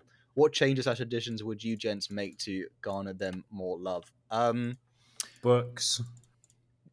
Yes. Give them lore. Write Yeah. books, please. A slightly serious answer is they need a better floor. They're kind of like They're each sad, legion's right? got a cool, like the cool legions have got like a floor, or there's like a big thing, like the Dark Angels are embarrassed at the Fallen, the Blood Angels have Black Rage, the Raven Guard don't really have enough of a floor. And not like when they go in the light, it burns. They go. You know, Yeah. that's too Or blood. just too obvious references is probably the problem with it. Yeah. But speaking of a legion that will become very flawed, which I enjoy, so they base most of the legion gets their recruits from Old Albia, which is basically UK baby. Wow. Yeah, true life of a Brexit geezer. Oh, we've got so Best long character without from- it. Best Come character from on, the Horus England. Heresy. He's like, yeah, Yeah. Garrow. Where's he from? England. Dinner What's he on with- with? Dinner with the Excalibur. Emperor, lovely. Lovely. Yeah, you're right, mate. I'm from Old Albia, and More time. What are you playing at? I'm not doing that. you gazer. All gazers from Albia go stormwalking. That's what I stole that. What is happening? Oh, wow. The Stormwalkers, they're pretty cool, but again, not much really that kind of makes them unique, as most legions are on like the early Unification War stuff. Side note: the Gene Seed is good, though. The seed is good, brothers. Good for one What do you specific mean thing. by that? What did he mean by this? The Gene Seed is good for Don't one ask specific him. thing. Bionics, baby, chrome me up. Okay, Bionicles? Ooh, Bionicle lore. Bionicle lore yes, next please. episode. Yes, please. But essentially, Iron Hands Gene Seed is pretty like they have a high take of to bionics. So if legionaries lose their limbs or an eye, you know they don't have rejection that much. So that's pretty cool. Their Primarch is perhaps who has the least amount of lore is Ferrus Manus. Yeah. Sadly, as we heard earlier from the Istvan part at the beginning, he kind of got killed before he could have a character arc. So he's starting it, and then it kind of ended. But a Primarch did have to die on perhaps the most horrific battle in the entire early heresy. Someone had to go. It might as well have been him. Yeah, might as well. That's bad. He was found on the world of Medusa. Again, another Greco-Roman reference there. We love the uniqueness. And Medusa's basically like, I mean, it is just the biggest shithole, perhaps, that has ever Jeez. existed. It's like kind of a Forge world, but then they don't make anything cool for a while. Oh, Medusa, even to the modern timeline, there's like they even describe it as like people who grow up on Medusa don't really see things that have color in them because there's nothing on the planet that produces color. So it's just like it's all grayscale. Oh And my sucks. gosh. it's basically rocks. People kind of rave about in, like, they have some technology, but they kind of rave about in, like, as just roaming. It's basically mad. You know what it is? It's like grayscale Mad Max. It describes it as Ugh. at the time. And Ferrus Manus, his story is he lands on Medusa, ends up fighting potentially, I think, a tomb spider which he names like a Seernoth, which is because it has like a mythology around it, because it's basically a Necron. I don't think it's exactly a tomb spider, but it's one of the Necron things that is basically been hogging around for ages. Then the Emperor comes and it starts to transform. They get incorporated into the Imperium. The weird thing about the Iron Hands first of all, the weird thing is it's a man named Ferrus Manus who is Iron Hands, Primarch of the Iron Hands, who often gets legionaries replacing their Iron Hand. So I've got a pertinent question about the lore of the Iron Hands, Hal. oh yes, go for it. Who has a sturdier grip, Ferrus Manus or Rogel Dawn? Oh, what are we gripping on? Because one's a clenched fist and one's a Yo. metal hand. Yeah, I mean, technically Ferrus Manus then, because it just locks. You know what I mean? It's metal. Whereas Rogel Dawn's grip is more of like he had like a grip over things in a sort of ruler sense. That almost threw me off completely there. But the Medusa is What do you mean by all quite. this? Yeah, what do you mean by that? But Medusa's quite interesting because they had this like, basically, sort of a barbarian clan system, and they basically transposed that into the Legion itself. And each of the clans within the Iron Hands, they all specialize in different traits, although somewhat around the idea of it being technology related. Some of the clans that are they had clans at the time, but some of them are no longer in the 40th millennium. They've sort of changed, or new ones have arisen. But at the time of the Great Crusaders, one's called Atraxi, Borgar, Felg, Cardoran, Morgal, and Ungvar. It's called Borgar. Yeah, Did I catch that? Borrgar, Borgar, Wonderful. Okay. Dimmu Borgir. Wonderful. What? Borgar, and I love Warhammer. the clans themselves are sort of, as much as they were designed to basically cover each other's weaknesses, or sort of be legions within legions. So they would send out clans to sort of, you know what I mean? Like if the Iron Hands had to get Codex Astartes at any point, they probably could have. So they had so much, like, Medusans are quite independent and hard-headed, much like Ferrus Manus. Some notable legionaries, we're going to go for that before their Great Crusade lore. Well, can I mention a tidbit about the clans? Oh, yeah, as go ahead. well? So basically, Ferrus had a policy of we're not going to make Medusa peaceful. You are all going to fight each other all the time to make you strong. So that's the kind of guy he was. He's like, I could make peace and unity between. It's like, no, I want you guys to be like attacking each other and like prodding each other with sticks and punching each other in the teeth. Like, yeah, that's the kind of guy I was like, just to keep you tough. So yeah, he's an opposite of asshole. Vulcan. Oh, and yet they also- got on quite well. One last thing to mention as well is that it describes in the books that every single person from Medusa is pretty ugly. Like they're just like They're not, just like me. man. no, like they are like it reinforces a lot. Like they are all pretty like None of looks them is are not allowed to have a non-broken nose by the age of 10. It's like, no, we're just they're pretty us. they're pretty it's pretty ruthless to live on Medusa. But then, you know, again, like the strong emerge. They're fighting a war. They're not building civilizations. But some notable members again: Ferrus Manus. We're going to go over most of his story in the subsequent Oh, and Great by the Crusade way, section. Leon Oh. donated a £10 saying Ferrus Manus, aka Iron Daddy. Iron, That's him, baby. Thank not for you. very long, unfortunately, in the lore. Sad. Ferrus Manus, again, Primarch of the 10th. He kind of, I mean, as much as like I will go over his character again, he's just sort of a very strong-headed, but I wouldn't say like he's not like he doesn't fulfill a role that a lot of the other brothers do in like a finished empire. Ferrus Manus was designed to build an empire and for conquest. He never thought of himself as something more than that, really. You know, he could build stuff like many. You know, he was pretty good with technology. He could Kinda sad. understand it. He could always like Perturabo could build things without having to, like he had the designs mapped in his brain. Knew everything basically. Yeah, whereas Ferrus Manus could just work out anything. It's like there's a bit in one book where he's actually looking at technology that's way beyond the Imperium, and he just by a look he can actually dissect it and he actually understands it. And he also has like some cool weaponry. He's that teenager who used to disassemble PCs and be like, how does this work? But like stern. You heard of Bitcoin? It's getting big. Oh. Another small, I'm gonna go through there's quite a few Iron Hand characters because this is like where they get all their lore really. There's a guy named Amadeus Duquesne who was kind of like one of the OGs of the Legion. He was the Lord Commander.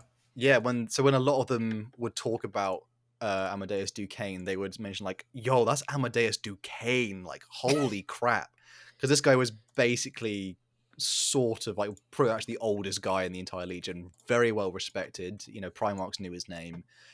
Sadly he gets it, Isfahan, and he's the one who actually like sends out the blaring call for like, he literally just says them like, run away, live, get revenge, and he lets himself sort of buy time for others to evacuate in space.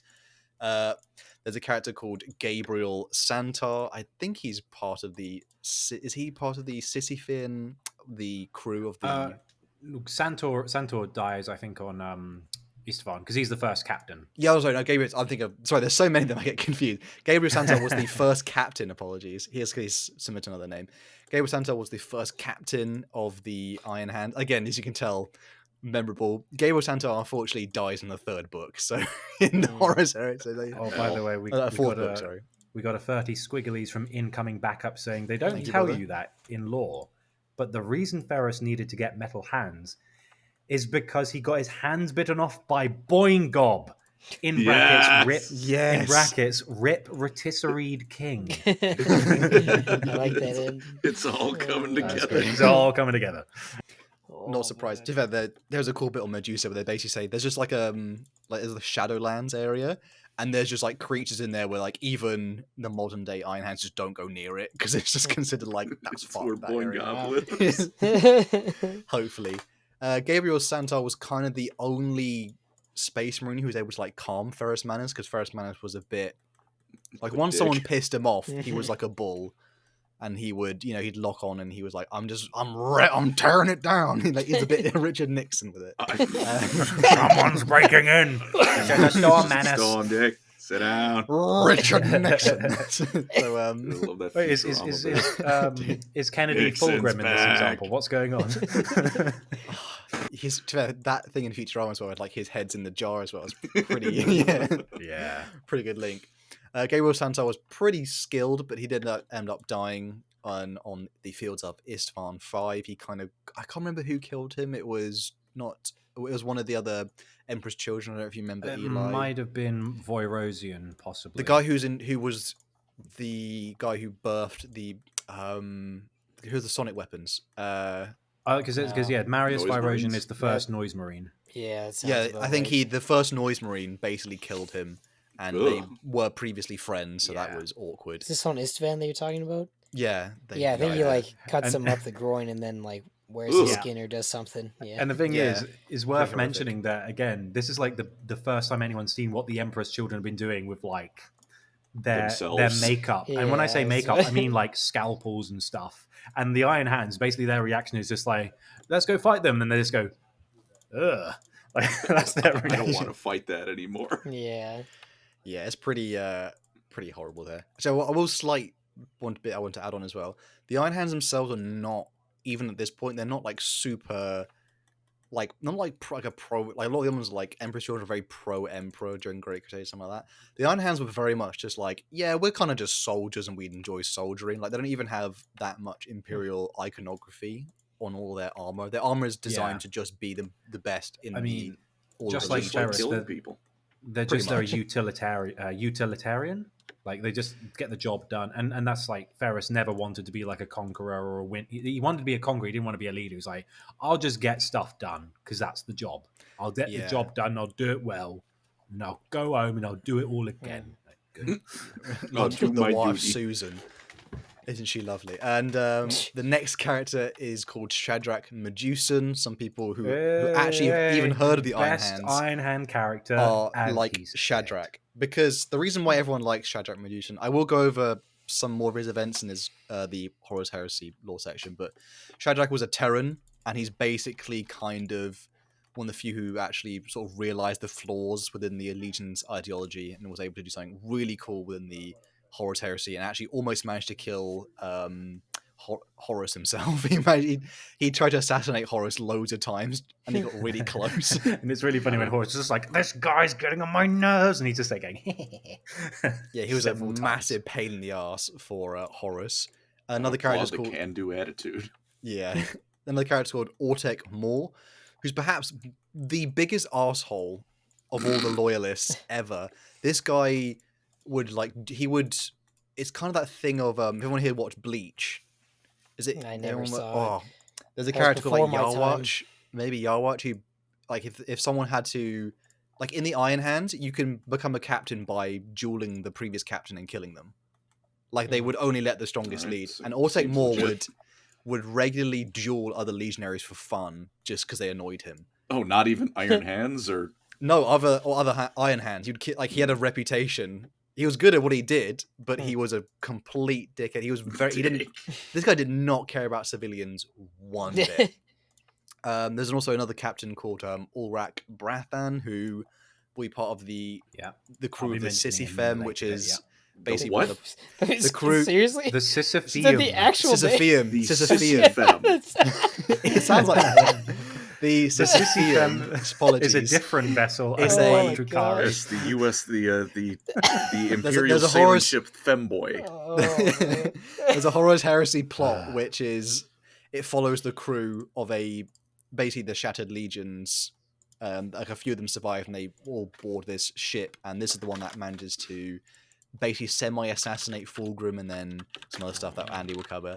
But they even have a Siege of Terror book on them as well. So this is like the captain who basically gets Isvand, and he's sort of in like he's kept in ice in stasis, and they basically have to awaken him like kind of like a computer for like information, and he's always at the edge of death. It's like an interesting Oh. weird lore bit there, but again, because like, the Iron Hands just don't care if like someone's like turn off the life support, I'm over, and they're like no No, you what do you ain't. say you do. And Anna's just going away for a bit. Have fun, Andy. We have another character called almost some of the characters though. Again, not a huge amount of them, but just someone called Jebez Org, who was kind of the initial leader after all the Shattered Legions were just kind of lost after what happened. And Jebez Org was a Medusan, and he kind of realized like he wasn't right for the leadership, and he would eventually give it over to Shadrach Medusan, who was like, "Yo, let's get guerrilla warfare going." And he would be he actually, which is very weird in Medusan like culture. You don't really give up a position like that, so he was quite different. Another character is called Bion Henrikos, who sort of, I think he's the one who is. They basically discover that there's something called the Dark Mechanicum, and they discover that the warp is basically They discover how their plotline. They discover how the traitor legions are able to navigate through the warp, like, even to the modern day. They basically have like corrupted machine spirits that are like with demons in them. So there's like a plot line there, and they also he follows along with some White Scars, and they basically try and kill Horus. Again, funny enough, and one of the been a running characters. theme. Yeah, that involves a plot of like there's a character called Little Horus who doesn't make it to the end of the. Horus Axeman, right? Yeah. They try and kill him as well. Bion Henrikos ends up getting killed by Little Horus, but then Hubu Khan, who's one of the White Scars, he got lent. Oh, there's a really cool part of the lore here. At this time, the duelists of the Iron Hands, they carried around Zweihanders, which is that's like, fucking and it's a thing that they don't have in the 40k stuff. But I wish they did. no, but it's because again, like the Iron Hands, they built bulk armor, so they thought we need like a heavier weapon, and he actually lends it to a White Scar, and the White Scar goes, "This is really hard to wield," and they're like, "Yeah, it takes a while to get used to that," and he ends up like slicing Horus Aximan's face off. That's why we Literally, love like literally has a face off plot. Yeah. Took his face. Literally face off. Off. And yeah. And then there's a last character called Cybak Cybec Wayland, who's probably one of the coolest names I actually enjoyed in that Legion. Cybec Wayland was a character who basically is also again part of the Sissy Femme, the Sisyphean group. He's sort of tied in with a character that Andy will talk about later, but he's also immortalized in the Iron Hands Medusan sort of fortress monastery as like one of the few images they have of the Horus Heresy, which is Cybec Wayland rescuing Ravengard from Isstvan 5. So he's actually like an immortalized character. It's a shame. He's one of the coolest characters, and there's like one picture of him, and it's like, there's that Horus Heresy Siege of Terror books images with like busts of just the characters' heads. That's the only thing we have. It's like, can we not just have him in like the armor, please? His story is quite funny because he doesn't like any of the salamanders or Ravengard because he doesn't like they all have like a sense of humor, and then he's like, it's a bit odd. He's just the typical grumpy old man, like, don't kids these days. How dare you all have fun? Yeah.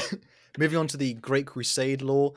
Essentially, Iron Hands lore starts with again Terror spreading out and meeting their Primarch. Ferrus Manuscus gets found really early on. It's like the 4th Primarch found so he gets to mold his Legion pretty quickly. Iron Hands specialize in, basically upgrading their technology, bionics, heavy artillery and bombardment. They often have even to the modern day, they have the most amount of transport tanks out of any Legion. They're basically an armored core of all the legions. Armored core. Someone said armored core. It has lore, right? That's why. What's that shop where you buy all the gadgets in the UK? It's like Man Cave Greg's. or whatever it's called. Greg's. Not Greg's. There's like that gadget shop, and it's just like the Iron Hands are just like those guys. They're just like, they've got drones. They've got like weird gadgets. Yeah. People don't know the Weatherspoons lore. That's the Space Wolves. I do not know the Weatherspoons lore. Weatherspoons in the UK, but there's like a Weatherspoons like a chain. Usually like you people like chain restaurants or like chain fast food. This is a chain pub, but it's known for having like pretty good drinks and then pretty much like basically what people think English food is. Think of it like this: imagine it's the McDonald's of alcoholism. It's like, what if McDonald's were a pub? That sounds so gross, dude. You go in, really cheap alcohol. There might be fights, but they've got security on the door, so it's fine. It's like, that's the vibe. Like if people complain about English, when people complain about English food, this is the place that makes that food. It is where perhaps cuisine goes to get picked apart at Isstvan 5. Microwave cooked chicken basket for me, please, and a strong burger. You never eat at a Weatherspoons. Oh my gosh. It's deep fried arsehole. It's terrible. My favorite. So continue on with the lore. And then the Iron Hands also develop their friendship at the time with the Emperor's Children and Fulgrim. They basically become best buds because the Iron Hands are their whole thing about much like the Salamanders have like a self-sacrifice thing. The Iron Hands seek perfection, although their perfection is more of in terms of winning war. Like they basically whatever makes them the perfect soldiers, they will do that. So if they have to upgrade, and they think a lot of time that the phrase "the flesh is weak" sort of starts around this time. Although I will explain the kind of how they misinterpret it. But a lot of them think, my poor human eye, I get old, I get sick, I can, my human eye, I have human flaws, but a machine doesn't have flaws like that. So they start to replace stuff.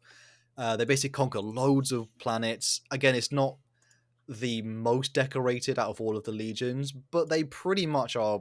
Yeah, I'd probably say middle of the pack, to be honest, because the Iron Hands, despite the tactical genius of like the Lion or Horus and stuff like that, the Iron Hands are very much, they are sent against, like the kind of similar to Iron Warriors, they do get sent against pretty horrific foes a lot of the time, because again, they'll grind things down into paste. Although they aren't like the Iron Warriors. It's like, we have one tactic, and if we throw enough of our men at the wall, it will win. Whereas the Iron Hands are a bit like, we should maybe go around the wall. Good idea. Like, they're a bit more logical. A slight interesting as well is that a slight interesting as well is not as well known, which is the Iron Hands actually have quite a lot of So like in sports teams, like players get sent out on loan. There's quite a lot of that happens in the Iron Hands. So they actually have quite a few like smaller detachments or squads from other legions. So actually a contingent of 1,000 Suns actually follow along with them. A small amount of Emperor's Children, a small amount of Ultramarines actually follow along in some stories as well. So they actually work with, and they've often as well trained a lot of the other Primarchs or legions. So they kind of are like a weird mix. Again, like because there's so many different clans within, it's sort of like its own mini empire within the Iron Hands. Yeah, and they sort and of, again, it goes back to that we were taught to Be get better independent, through yeah. conflict and competition. So they like to be like, how do you do war? Yeah, with like special hats. Cool, we can try that. yeah. Also, the weird part is everyone seems to like them in universe in terms of like all the other Primarchs and Legions like working with them because it's kind of that they're seen as like Old the food. reliable. They say like the food of the old reliable. Essentially, there's nothing wrong with them. They're not going to be your best mate, but they're also like that's that co-worker who's going to get done. You know, that co-worker if who every actually problem does is his a job. nail and you need a hammer, Yeah. it's a pretty good hammer. Just saying. Yeah, and being all also friends like, outside of work. and I like how like on both sides of the aisle, it's like Horus said, if we get the Iron Hands on the traitor fold, we'll win the war. And then Gilliman was like, of all the Dauntless few, they're one of them. Where I'm like, and when Ferrus died, several man tears from Gilliman going, I like Ferrus. Oh, just from comment from Jared Ezrin, who put English food is barely passable as food. Listen here. Listen here. Well, here's the thing. I don't disagree. I have French palate as well, so. Do you know what it is? Do you know what it is? It's a culture of overworking, so therefore food is not. You don't care because lunch is like 30 minutes at most. I don't know. I get a lot of. That's what we get around here. I know, but it's just, I guess overwork. There's too much overworking in our culture, and not enough spice. And what was I on the law? Oh yeah, so at this time they're kind of again, the Iron Hands are very much. They don't really care about being like number one because they kind of know like Horus is the most favored son. Ferrus knows that. Ferrus kind of likes the Emperor because the Emperor is sort of like he's like his big brother in a way who like where they had like the wrestling match in the living room and the big brother won, so it's kind of like I respect you now kind of thing. That because when the Emperor landed on Medusa, he basically went, all right, the Emperor, let's go fight. Round one, ding ding. Round one, went straight in. fight. One of the first few things that happens in novel form is a small story where basically Ferrus Manus gets isolated from his legion by the Eldar, and essentially this Eldar Farseer is trying to warn him, basically saying like, listen, I need to speak to you. You're a Primarch, son of the Emperor. A catastrophic civil war will be coming soon. And Ferrus Manus is like, alien filth, what are you saying? Lies. And he basically, and then the Eldar basically goes, he's too stubborn-headed. Why did they choose him? It is quite Yeah, funny. they chose all the wrong Primarchs to talk to. Yeah, Yeah, it's all the Yeah, Eldar's like- fault. there is an interesting part Gilliman where was right there. they actually show. It's an interesting bit where they managed to separate him by creating a psychic storm that basically short circuits electronics. So an entire legion that has bionics. That was like their scenes. They would this sort of changed them because they're like, oh my god, they just tapped us in our biggest weakness. And one character I mentioned earlier called Bion Henricos, he was quite young at the time. And he basically only had an augmetic arm, like one off, and then he took it off. And then when he took it off, they were all like, oh my god, what have you done? Yeah. You're like, what are you doing? That's cringe. But he basically went, I don't care because our Primarch's in danger. And he alone with like basically the mortal soldiers went in to go fight the Eldar. The mortal soldiers basically got killed to a man, but because they did a job they couldn't do, they basically gave them like a place of honor. So they kind of guarded the Primarch since then. Can't remember the name of the group, whatever. Because again, Iron Hands law. They would then. Well, the Morlocks, is it? I think so, maybe. I can't That's the remember. honor guard. That's like the elite. Oh no, that's the part of the Legion. This is like the mortal human ones.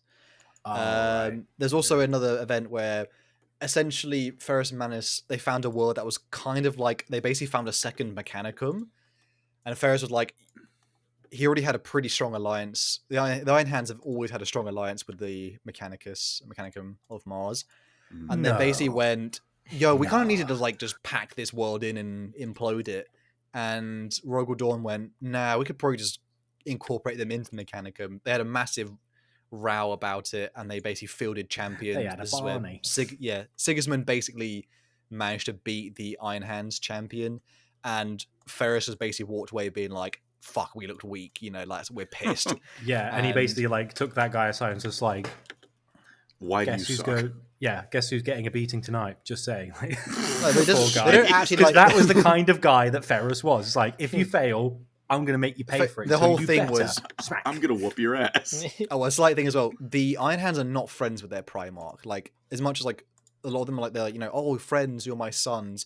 Ferrus Manus is very much like, I'm your commander. That's all I am to you. Your soldiers first. So there's a cool bit there.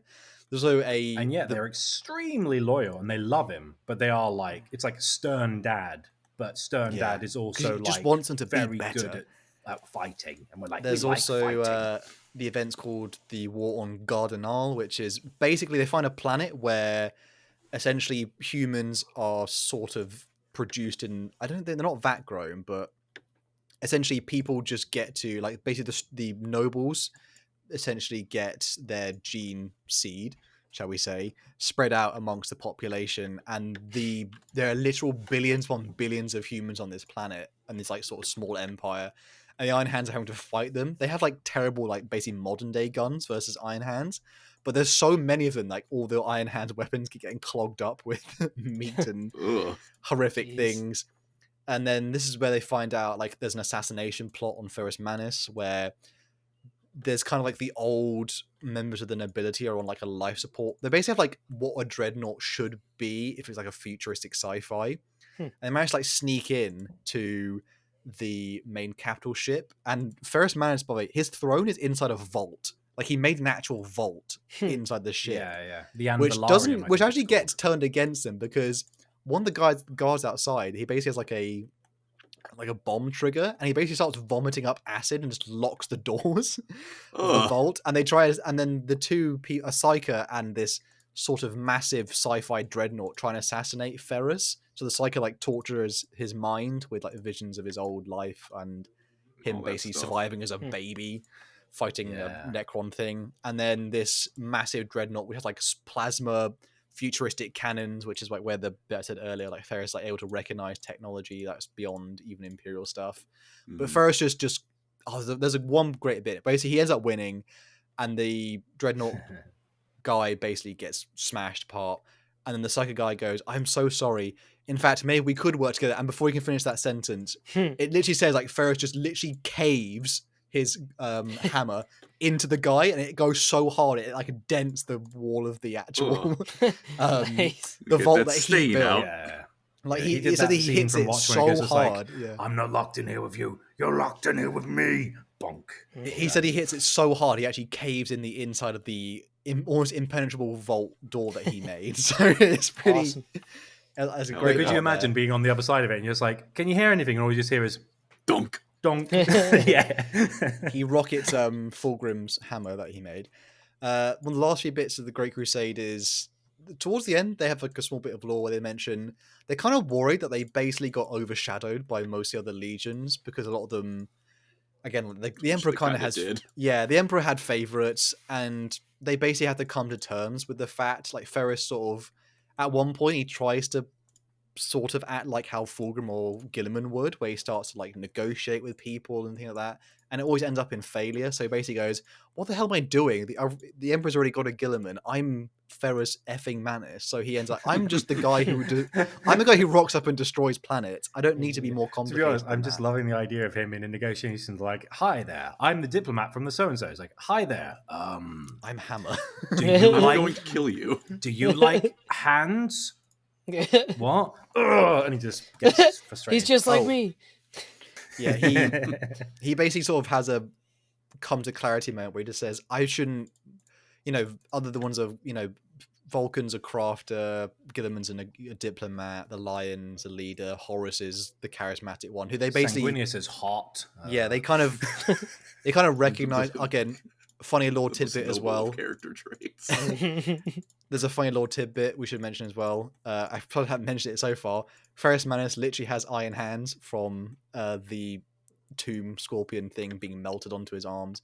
Also, the lore tidbit where Perturabo of the Iron Warriors asks why is he such great friends with Fulgrim, and it's the only time Ferrus Manus ever laughed around another Primarch other than Fulgrim, because basically he just doesn't get it, because Ferrus Manus, literally him and Fulgrim are such bros. They are vulnerable with each other. It's cool. It's not cringe. Am I right in thinking that he didn't like anyone calling him the Gorgon apart from Fulgrim? It's like, Yeah, you're 'cause allowed that to call me was- that. It was And like he liked that it intimidated people to be called that. But if one of his sons was like, right, Gorgon, he'd be like, No, you did you fucking say? don't. that's like someone else referencing your mate's group chat, but they're not in it. So like that's just like, you got to stay out your damn lane.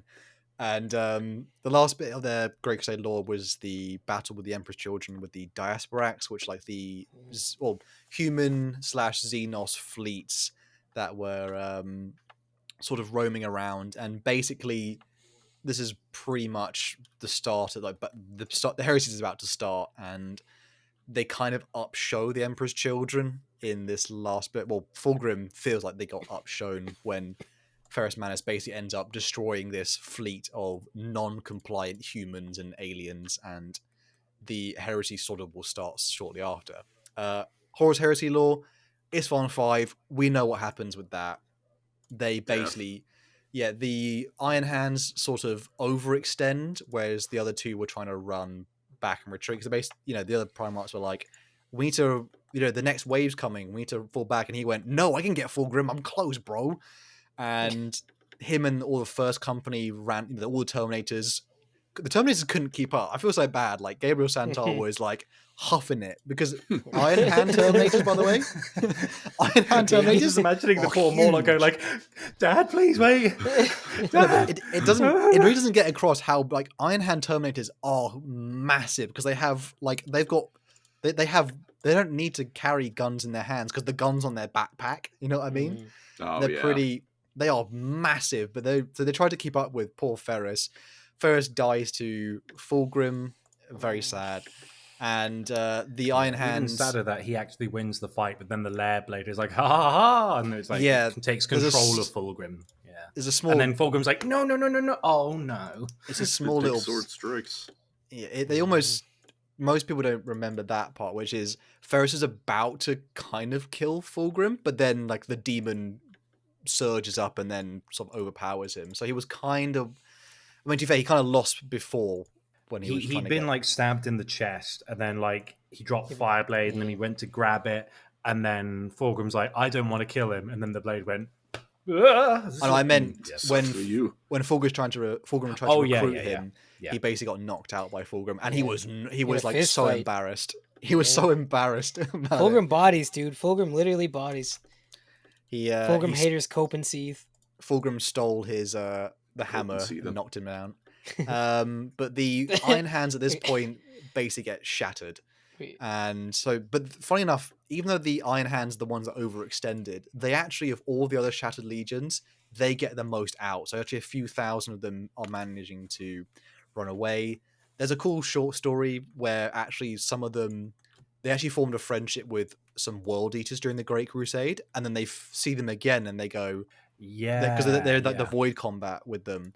And they see them again, they go, what the shit? And they have the shields, don't they? And they're like, and then the world is like, shields are cringe now. Ah, Yeah. like, what's going on with you?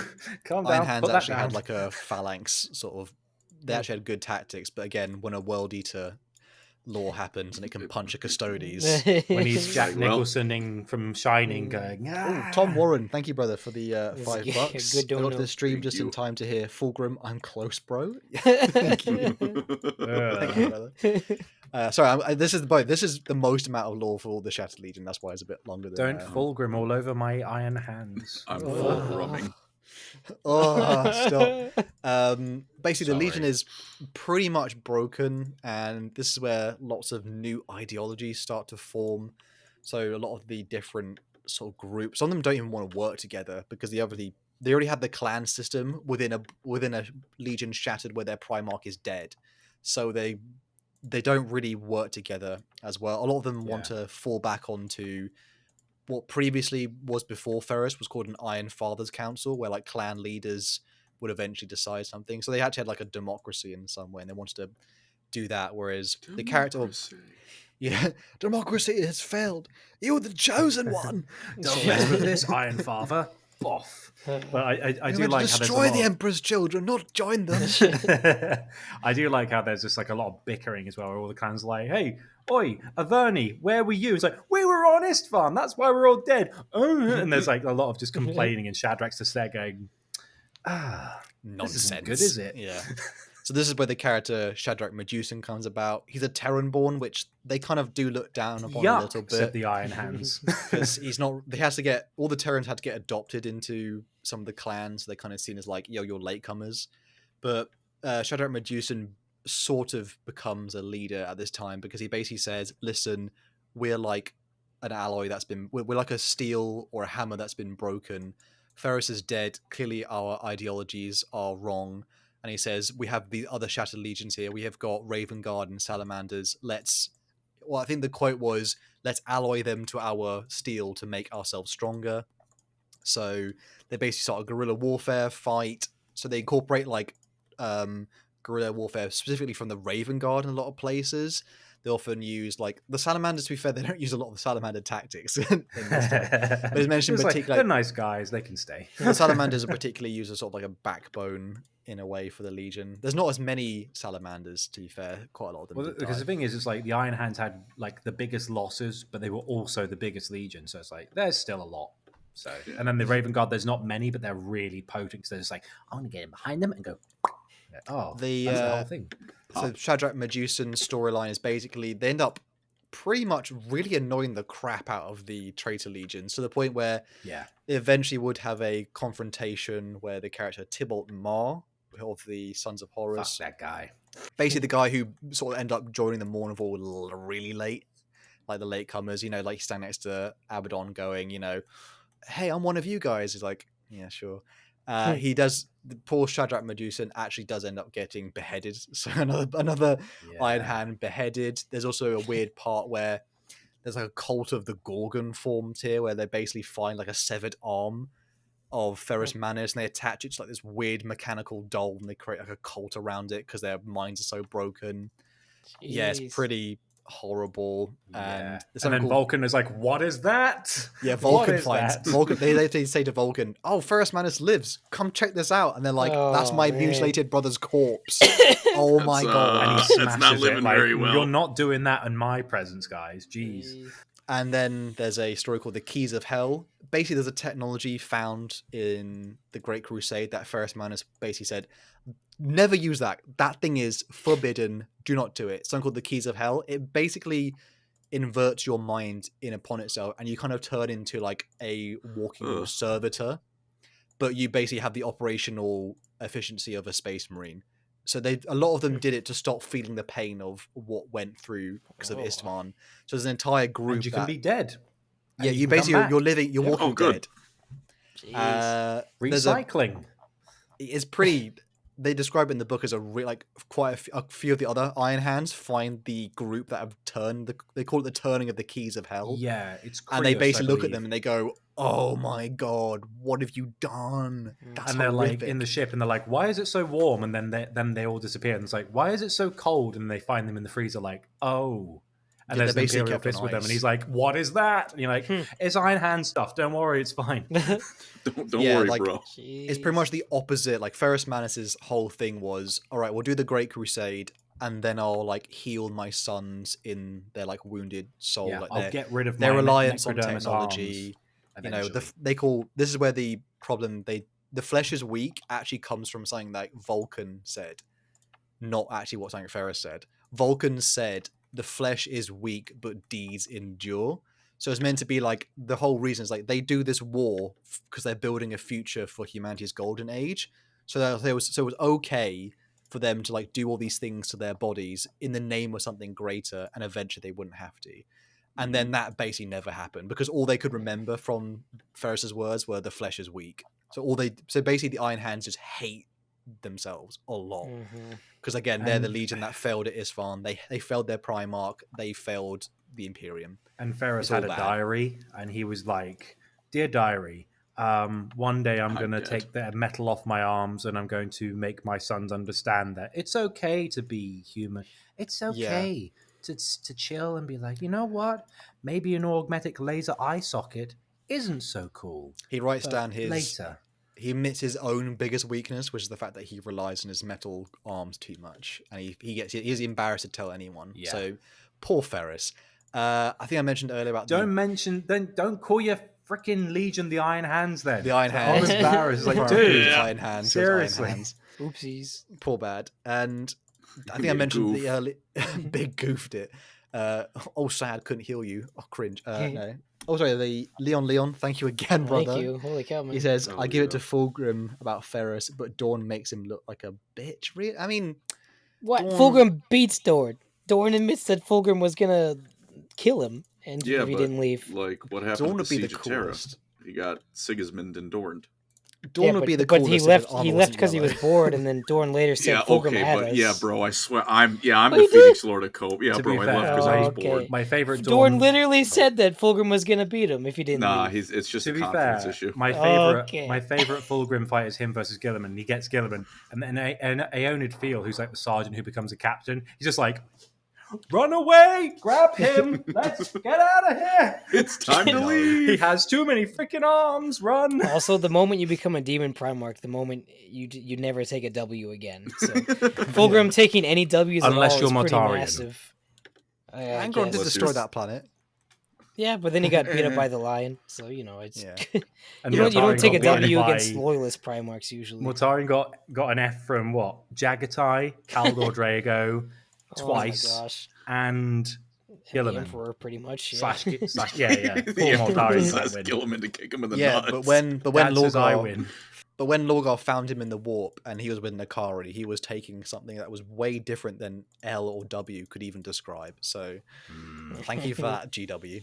I think I mentioned earlier about Sex. Bion Henrikos. He was the guy who helped sort of discover how they traversed the warp. And he was the one with like Hibu Khan, and then they cut off little Horus Axeman's face. Yeah, and Hibu had his Zweihander, and he was like, I mentioned that. "You know earlier, what? yeah. I like katanas.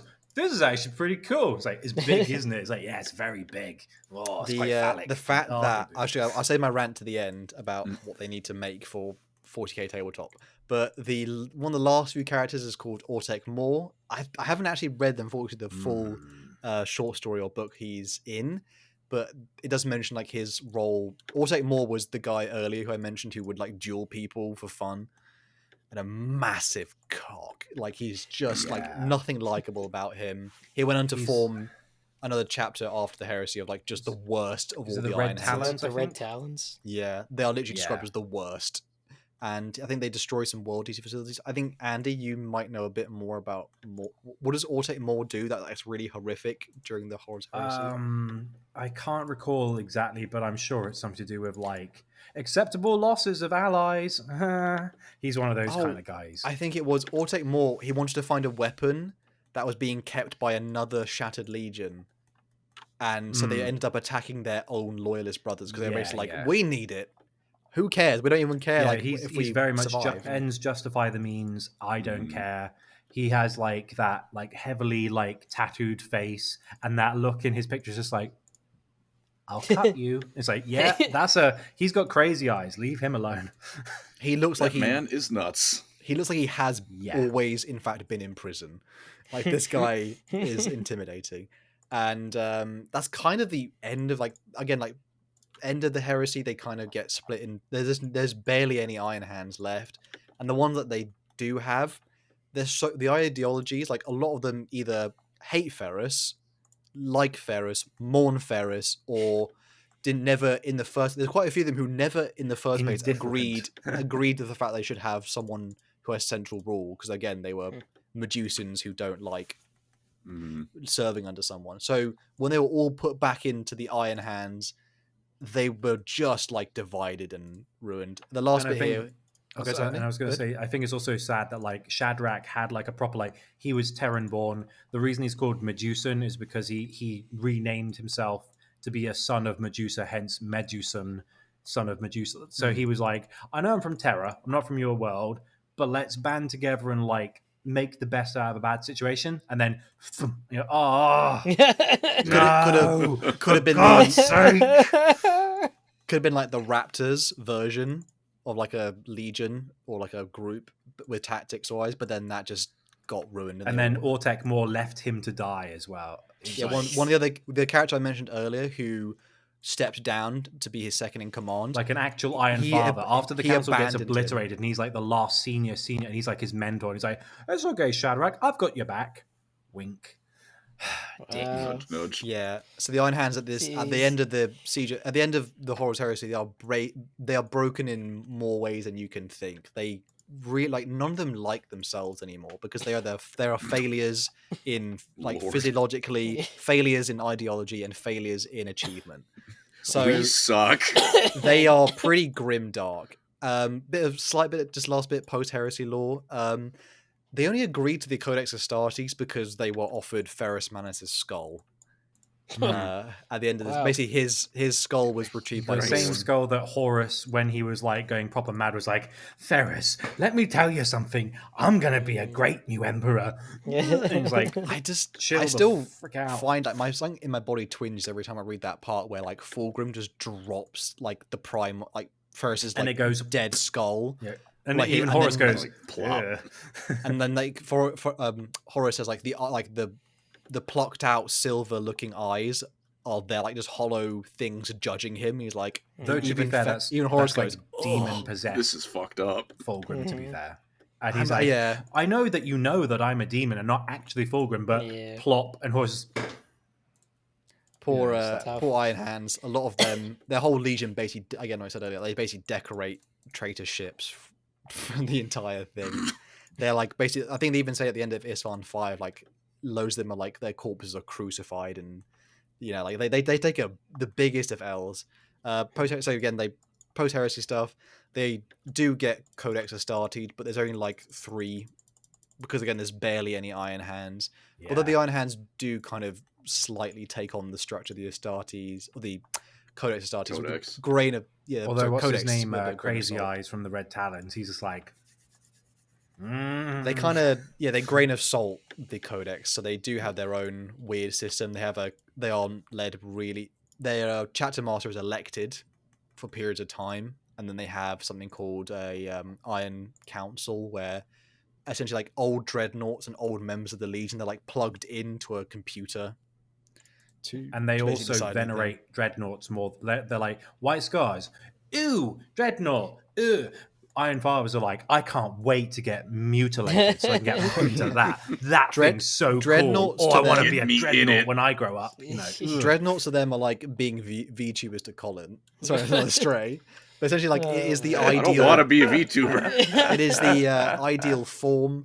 They All right, well, like, fair enough. they look at dreadnoughts and they're like, look at the angle on that. That is kinky. Oh my god. Sorry. Oh It's a my watermark. gosh. But Little yeah, lines. Ooh. technology. They also in the modern 41st millennium, they don't actually worship the Emperor. They are parts of the Mechanicus. They, as in, like they worship the Machine God. So they It's actually kinda they fucked up. praise the Omnissiah Machine God mostly. So they're not actually they're the only ones that really do that as well. I think maybe some other ones maybe venerate in some way, but Well, and being a I mean, being a the- tech the- priest is big. the Sons like, of big Medusa deal. are more like there was a big schism, and the Iron Hand successors were like, are we going to be like Emperor is the Omnissiah, or the Omnissiah is a separate entity? And then there was this, and then they were like, all right. And then Sons of Medusa were like, oh, we're a weird bespoke chapter that was made from the conflict, and they have all the best gear. They're like, that's a pretty good deal, if I do say So myself. also their organization is pretty weird. Again, they still have the clan system, although many of the old clans have fallen. Only, I think, Clan of Verney is remaining, and that's because Yeah. it's the first company kind of thing. All the Yeah, other ones and like, then- you're all weak, you can't be clans anymore. Also, there's a weird thing now where in the last thing is which is something called the Forge Chain, where previously you were just like assigned to clans or you were born to clans in the Great Crusade area, whereas now you actually, as an Iron Hand, you will join all the clans at one point. So you actually have like a sort of, I can't remember what the word is, but you have like a short stint. Well, I say short, like a few decades in each clan, And basically, each clan has its own sort of iconography or symbol that you're attached to your forge chain, which is essentially saying, "Here's my badge of honor. I learned all the things I need to know from that clan." So by the end of it, you end up looking like a machine thing because one clan ends up putting a cybernetic like spinal imprint. One of them gives you like a technological imprint into your brain. So by the end of it, you are basically a tech priest by any means. And my last rant, because I've wanted this so bad, which is Iron Hands. They don't need characters and stuff. They just need one thing, which is they need the Hellfathers, which is a unit where the Hellfathers are from the Keys of Hell short story. The Keys of Hell is where they basically went to, they lost their minds. They still exist within the Iron Hands, but they're basically the guardians of the Iron Council. They are essentially things that were human, but are now like machine things interred within their Terminator armor, and they should carry around as White-handers, and that's my rant over. They're like That's the Iron Thousand Hands. Suns, but less cringe. Yeah, it sounds like Rubric Marine type of stuff. But they smell Yeah. of oil and rotten meat. Oh, okay. There is a cool bit in the Why you one gotta book. describe it like that? There's Because only one it's cool true. bit in Fair. one book where one of the Iron Hands and like a human, they actually just spot a Hellfather, and even the Iron Hands are scared of the Hellfathers because they basically go, that thing has no human emotion whatsoever in it. And that thing, when the humans walk around them, they basically just like look around at people and they kind of turn like sort of Terminators, and they absolutely should be a unit because they would be ridiculously cool. And that's Iron Hands. Hopefully people like Iron Hands a bit more now. Some respect on my my grind for Iron Hands lore. The last one enough. I think, Andy, though, is do they even exist? Can we see their lore? Yeah, Okay. seriously. This is going to be even brisker than my Salamanders one, to be fair. So yeah, let's talk They're certainly about. here. Can we get a caw in the chat? So all Shattered Legion is basically Iron Hands lore. So that's all we have there. Pretty Let much. us have it. But let's and again, like the trouble with, especially researching the Stealth Legion, they don't really leave many tracks. So okay, so Great Crusade. So the Raven Guard weren't known as the Raven Guard before Corax, obviously, but we don't know what they were really called. So they were just the 19th, and the 19th were basically the assassins of the Emperor. Not like Alpha Legion assassins, where it's will leave no trace. It was like, oh, Terran Warlord, will you join the Imperium? No. Hey, if How it about works, it now? works. It's that kind of like assassination. Sounds less of an assassination, more of like a mafia shakedown. Yeah, Raven Guard in Unification, like, I'm gonna give them enough they can't refuse. Anyway, so they were like the assassins of the Emperor, covert operations, reconnaissance, but not in an Alpha Legion way where it's cringe. They were drawn primarily from the Asiatic dust fields of terror, and it would be 2 centuries, so 200 years before they were reunited with their Primarch. That's all I really can say about Unification Wars. They're just too good at hiding. They didn't leave any trace of what they did. I think Horus used him as like his own sidearm at some point. Oh, Wow. sorry, I got too far ahead of myself. So- He used them as something. He did that, and Eli just doing something. What are you doing, Eli? I was Just gonna in camera. Write my little message, my memento that I about going to Oh. class. Nice. So yeah, so basically the most interesting thing about chat, I'm getting to that. Anyway, so the most interesting thing is like, okay, so Raven Guard, let's talk about their Primarch. Corvus Corax. Nevermore, Car. So he was found on the moon of Lycaeus, which is in orbit of the Forge world of Kievar. Now, Kievar is ruled by a tech guild. So imagine an aristocratic version of the Mechanicus. And they have a workforce. And for the resources they need for the factory on Kievar, they enslaved the people on their orbiting moon of Lycaeus, which is a mining colony sort of thing. So a bunch of people, they were like, we found this goth baby. It's like, okay, cool. We found this like hot topic child. Found this goth. That's very baby. funny. Even there, he had the eyeliner on and everything. You're like, that's a Oh, goth gosh. baby. And he's It's like, part of his cool. DNA. And they're like, cool, this is cool. I can't believe he's already got like long hair. But like, what's going on?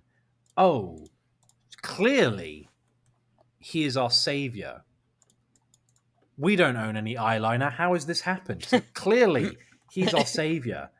We need to keep him away from the tech guilds. And so they basically like hid him under the floorboards and they nurtured him. And a band of people, like, I can't remember her name, but there was a lady who looked after him from a baby. And she went on to become They like literally one of did the hide naval him under the commanders. floorboards as well. That's so funny. Yeah, They actually, yeah. like that's in the book. They actually hide him. They literally do. And there's one point where the guards go in and the like kindly old man is like, I don't have a goth baby. Why would I have a Why goth would I have one of and they, those? and they do like a proper like looking, and they shine the have a torch, goth baby. and they shine the torch directly at Korax, and he's there like, and they can't see him, and they're like, that's weird, and it turns out Korax has this ability called Wraith Slipping, where you can look directly at him and not see him, much like me in the dating market. Anyway, so. Ha, ha, ha. Sheesh. I'm a Warhammer guy. What can I say? Anyway, so basically, I think one of us is married. I think that doesn't have much. yeah, water. but he's built like a bodybuilder. That's like the guns get girls, as they say. Anyway, the most important thing to remember is that Goth Baby Korax is like, oh, I'm actually quite good at this hiding thing, innit? Nice. And the kindly people of Lysaeus are like, oh, that's handy. Hiding, as far as hiding a baby goes, oh, that's a good thing to have. So they manage to hide him, and as time goes on, they're like, oh, bloody hell, he's growing quick. How many sandwiches has he eaten? 20 a day? Jeez, he's growing up fast. Oh, by the way, we got bastard. hello, Looty McShooty. We got a donation. Oh, from hello, Lu- brother. Thank you. Looty McShooty, Ooh, veteran thanks. of Law Crimes, $4.99, saying new DLC unlocked. Doge on bed. Congratulations. But still messy. And when are you guys going to do an AoE Warhammer stream? Never. I can't make the bed when the dogs are on it. Also, man. the dog has moved, being like, what did you say? Yeah. What is dog's name? The brown one is Jazz, and the black one's Athena. Everyone in the chat say, hello, Jazz and Athena. It's funny. One's called Please. Jazz and one's called Mild Oh. Jazz. We'll do an AoE Warhammer stream Aw. when Colin gets the rousing for it, I guess. Probably, I The assume. what? The rousing. There's no E before that. Just, What does that mean? like you roused, you Oh. waking up type of thing. I don't know. What is Age of Empires? Age of Eternity? Oh, la, What? la. Sorry. I thought that was Age of Sigmar. AoE. I don't know if This you is mean AoE. Area of Effect Warhammer stream. I don't- Blast radius. 40K. Did you mean Age of Sigmar? I don't know. I have to go to class though. Feels bad. Eli has It is- to actually Gotta- get studies. He actually gets to Yeah. miss all of that Ravengard lore. I, Oh I was- no. Yeah, I was going to say that's quite That's- compelling. Like, Jake was like, I just noticed Athena was like, yeah, proper Raven Guard dog. Yeah. Hiding in Well, plain sight. Have fun Thanks, talking Eli. about the Raven Guard for the next 10 minutes, fellas. We planned this. This Next was 3.5. all planned. Yeah, this works. Um, Sorry, fellas. oh, So what's okay. the Farewell. R.I.P. Love you to long Eli. time. He's not Okay. dead. Take care. Bye-bye. Vanish, just like Bye. Raven Guard lore. I will miss you all. I'll be love see you all next Friday. Bye. Like, He's Now a we talk busy about the man. real Raven Guard lore. Yeah. You can't do So he's Raven on Guard lore without Lysaeus. someone disappearing. Anyway, so Korax managed to hide in the under the floorboards of of Lysaeus until one day he went, you know what? Slavery is cringe.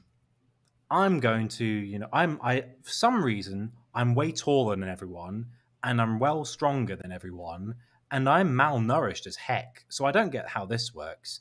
But I'm also really good at hiding. Let's do a bit of sneaky sabotage. And over a few years, they managed to band together, and they used like hit and run tactics and sabotage and espionage, but not in a cringe way. It's literally the Not C like the Nanas Alpha video Legion. with the Morgan Freeman C Nanas video. If anyone's God. remembers that. It's Yeah. literally that. It's like I'm And- creeping in your And walls. Caleb Collins play 9 Inch Nails. Exactly. So it's like, you're getting in step. So that's going on in the background. And Korax is like, slavery is cringe. Bomb, bomb, bomb. And eventually they like orbitally bombard Kievar. because they're like, well, we're up here on the moon. Screw these guys. Let's just like kill them all. So they do that. Fair enough. And the Emperor's watching this and going, oh, that's good. I like that. And then the Emperor's like, you did good, kid. You did good, pig. And he goes, yeah, I like your Hot Topic aesthetic. Here's the 19th Legion. Funny fact, they're also like good at assassinations and espionage. Who'd have thunk? And so Corax goes, you know what, Lysaeus? I don't like that name. I'm going to spruce it up. We're going to call this moon Deliverance. Isn't that nice? And then he is known as the Liberator of Deliverance. They put their fortress and monastery there. He takes up the 19th Legion and goes, all right, here's the deal, Emperor. I'll be your commander. I'll be your general, but I'm not going to do any of that cringe slavery or oppression or tyranny, because that's bad. And the Emperor goes, well, we'll talk about that later. It's like, okay, that's good enough for me. And because it is We'll the get back Imperium. to that. You will get back to. We'll put a pin on that. And so after liberating Deliverance and to an extent Kievar, Corax renames the 19th Legion as the Raven Guard because there's a theme, funnily enough. And they conduct compliances across the stars, and they are well known for hit and run tactics, liberating oppressed people. Like the Emperor, I just imagine him being like, right, we need to find like all the planets where there's like a grievance with some oppression or tyranny, and be like, Corax can go there and there and there, just to not get on his bad side. It's the no, I'm Spartacus, but then no one yells it; they just whisper it. Yeah, exactly. Just going to put that on repeat, like the best of. And so, yeah. And that's basically it. There is something to note that there was an incident called Gate 42 where Horus, I believe it was Leman Russ, and Corax were to do a compliance. And for some stupid reason, well, I know why, Horus is like, I'm going to do his Hal, you've listened to the audiobooks, right? Of the first couple books? Mm-hmm. Is this a good impression of Horus? He's like, Corax, I'm going to make sure that we get compliance of this planet. And I have a very special job for you.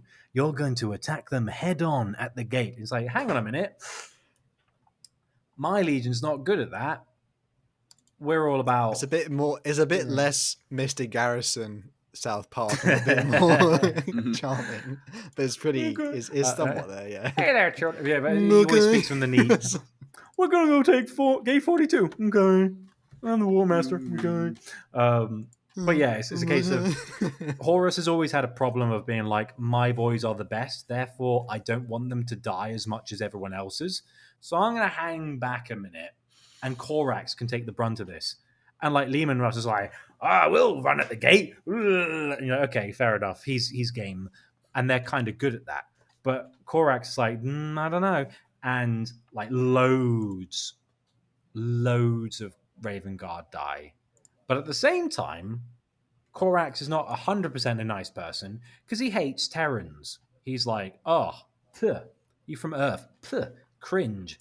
So he basically sent all his Terran Astartes at the front line of that battle to try and cull them. And so he was a bit like, Horus, how dare you kill so many. But he was also like, that's a problem solved. So yeah, I'm a bit like about Corax being a nice person in that such situation. But either way, Great Crusade, meh. That's all they kind of do. Istvan 5 happens. They have among possibly the single most smallest legion, but they also have a fair bit of losses. But they aren't. They're very adept at Istvan 5 for escaping because that's their whole shtick. It's like if you want to survive this engagement, Raven Guard are going to do the best. And so when Istvan happens, they kind of get split off. Bran Neve, one of the lieutenants, gets a vision through a mortal Imperial Guard commander that, oh no, the Raven Lord's in trouble. And he rescues Corax and like a bunch of the Astartes. Literally sends a raven to go. He literally sends a raven. And he's like, hi, Dad. And he's like, what are you doing here? It's like, I don't know. And they all escape, which is good. But Corax leaves the survival effort. And that's kind of all they do. Literally, it's just the stuff we've already covered, Raven Guard are just there occasionally. They're very potent. They're very good at just being like, dead, and then they disappear. They And do that's have, kind they of the have whole like thing. lighter armor. It's kind of their big shtick. They got like a pattern of armor named after them. I think during the Great Corvus Crusade. Mark Yeah. 6. The Beaky is there because they were the Beaky ones Boys. who tested it because That's they their were thing. like, it works. It's on brand. They were like, oh, that's quite chic. Oh, I think Depends that how looks good on strongly me. you feel about aggressively pointed armor. And then there's the Space Wolves like, do you like my design? It's just the The wolf face. The like, they remade that. Lehman, 'cause that's of all cringe. the It's complaints. like, oh no, it's not. It's fine. Looty Woof. McShooty, he does another dono. Thank you, brother. He's put, well, people from Earth are cringe, and he's so well up within his right. So yeah, and I got my games mixed up, and it was a Total War thing, Yeah, basically. I was thinking Total War when Yeah. you said AoE. Yeah. So yeah, what else can I say about the Raven Guard? Not much, apart from the Cares. characters. So let's go through it. Like the main one to talk about, the premier character is Nikona Sharokin. He was deployed at Isstvan 5. He was a really good Wraith Slipper, which means he was really good at doing that whole like looking directly at him and you can't see him. Some people reckon he was taught personally by Korax to do that because again, he was on Deliverance when they were liberating, and he must have been like 15 or whatever. Be like, I'll chuck a bomb at the Mechanicus. Like, fair enough. So he was really good at that, and some people speculate he was great. He was rescued from a fight with, I believe it was Fulgrim. He got wounded, and Sabik Wayland from the Iron Hands grabbed him and was like, "You're not done yet. Come here, get in the ship." And Christ is like, "Oh, seeing stars." And Sabik's like, Still that "Ugh." mural in mural. How do I say it? Like a Mural? wall. A mural. Muriel? Muriel. Mu- A Muriel. mural. Which one is it? A mural. A mural in I said it earlier in the video. It's yes, a a mural in Medusa still has Muriel. that iconic mural. I think the courage It has that hurt the iconic dog now. moment where Sharokin is saved by Cybec Wayland. It's like Yes. that's the only thing they have of like the Isstvan massacre. It's like, pretty badass because I'm pretty sure they're being attacked by Fulgrim, and I just like the idea of Sabik going, "Come on, you in the ship!" Bonk. looks In at the you go. Primarch And and then he goes, jumps in "Nope." and pilots it. And again, they have an interesting relationship where it's like, for the rest of the Horus Heresy, Sabik and Nikona, they work together. Like, I have strengths and weaknesses. You have, and they complement each other so well. So, like, to give you an idea, when they went to assassinate, there was a meeting. I think it was Fulgrim, Horus, and Perturabo, possibly, or maybe Mortarion. One of their assassination attempts. I think it was Perturabo because it was the Angel Exterminatus stuff. Perturabo and Fulgrim, yeah. Yeah. In that So- the theatre. There's a point where it's two of them, Sabik and Nikona. Sabik is spotting, Nikona is sniping. He shoots Fulgrim in the head. And Perturabo was like surprise Pikachu face. And this is just two like Astartes. And then they're like, run. So they run away from their position. And there's a bit where it's like, the book, I'm paraphrasing, but it's like, Nikona was weaving and sweeping between the lines, Emperor's children and Iron Warriors. And it's just like, and then Wayland was running straight forward. Stomping. Again, he's carrying a lot of Stomp, equipment. stomp. Leave my boy alone. And the fun thing is, it's like finesse and brawn. And there's like a bit where it's just like, and then Nikona was weaving, darting between cover. And then Sabalen went Iron Man pose and punched them. And like, that's where they work so well together. It's like, I'm the kind of dumb brawn, but also I'm a logistician and a pilot, and you're well good at shooting and stabbing. And so they work really well together. And they're kind of like the legendary like buddy cop duo of the Horus Heresy. So we love Nikona. He headshot a Primarch. He also did something very important, but I'll leave it. He also killed Lucius the Eternal before he was cringe, or more cringe. He made him the Eternal, technically. Kind of, See, yeah. The prophecy's like, Lucius can only die to someone who doesn't care a Yeah. single bit about him. And Nikona just, he's a hard killer. He doesn't Yeah, really... they have a duel, and Nikona goes like one sword here, one sword here. And this is before he's all like eternaled. And Lucius is like, and then He's there's like still an pretty. offline where like Nikona's like, I feel nothing killing you. And Paul's and that is like, oh, we could really use you now, mate. I'm just saying. He doesn't How use, many people have died since? He doesn't use lightning claws like a lot of the other ones. He actually uses two dual Like- black swords, doesn't Yeah, he? like swords. So it's a bit yeah. different. Yeah, Also, it's a he- bit different. He has a weird habit though. His weird thing is like he's so Raven Guardy that he just sneaks around the ship like the Iron Hands Well, he has a have. conversation with Alfarius because Alfarius wounds Sabik and then he wounds a bunch of the Orphans of War. And then he's like, and Alfarius is like, don't even try fight me, you'll lose. And Lycona's like, probably. And they have a conversation. And he's like, Yeah. I'll let you go because I like you. But just so you know, I'm going to like tell you all my evil plans. And Lycona's like, yeah, we cool. And Alfarius is like, Oh, he like walks away Cool. basically. I think Alfarius goes like, so you're not even gonna try, but nope, just go. yeah. And thank Lycona's you. not stupid. He's like, no Appreciate- thanks, I'm not He literally stupid. goes like, he literally goes, appreciate it, boy, and like the sort of man who fades out. headshot a Primarch was like, no, not going to try and kill a Primarch. It's like, yeah, you don't have distance this time.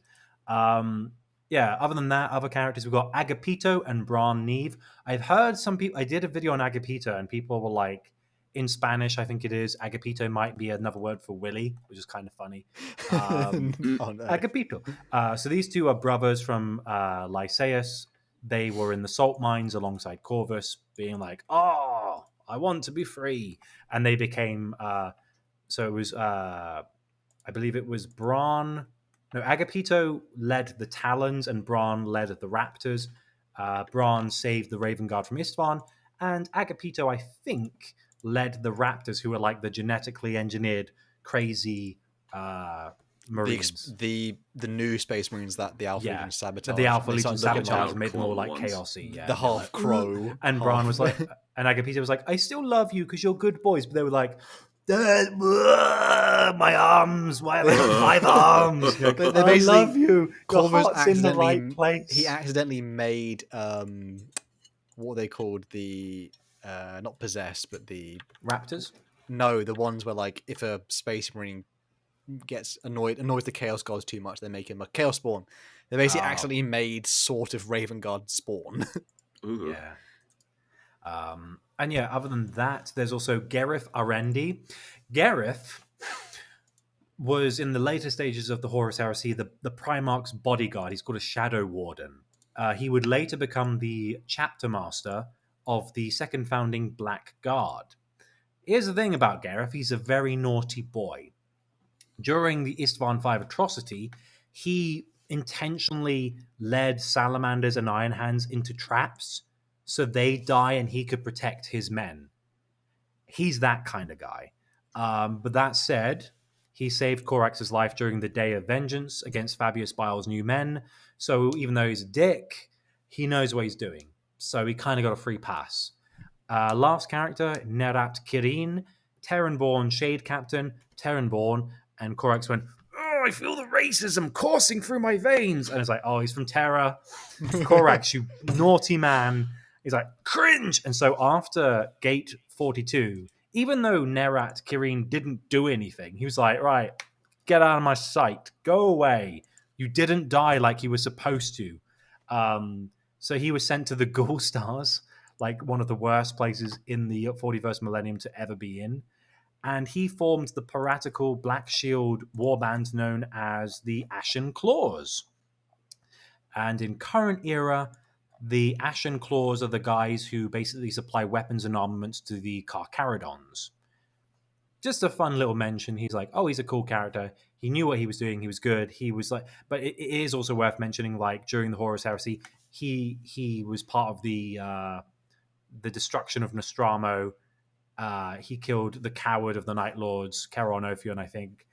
But he also killed loyalists because he was like, I don't care anymore. So that's kind of the Raven Guard's edginess coming through. There's one Raven Guard who Sevatar has like a loyal, like he broke the mind of the Raven Guard and cut his tongue out. Oh, and he made him, the Raven, as they call him. I Yeah. can't remember his name. Sevatar basically made himself like a Raven Guard friend. Yeah, there's a Raven Guard serving in the Night Lords during the Horus Heresy, and I can't remember his name, but he's just known as the Raven because it's like the, of course.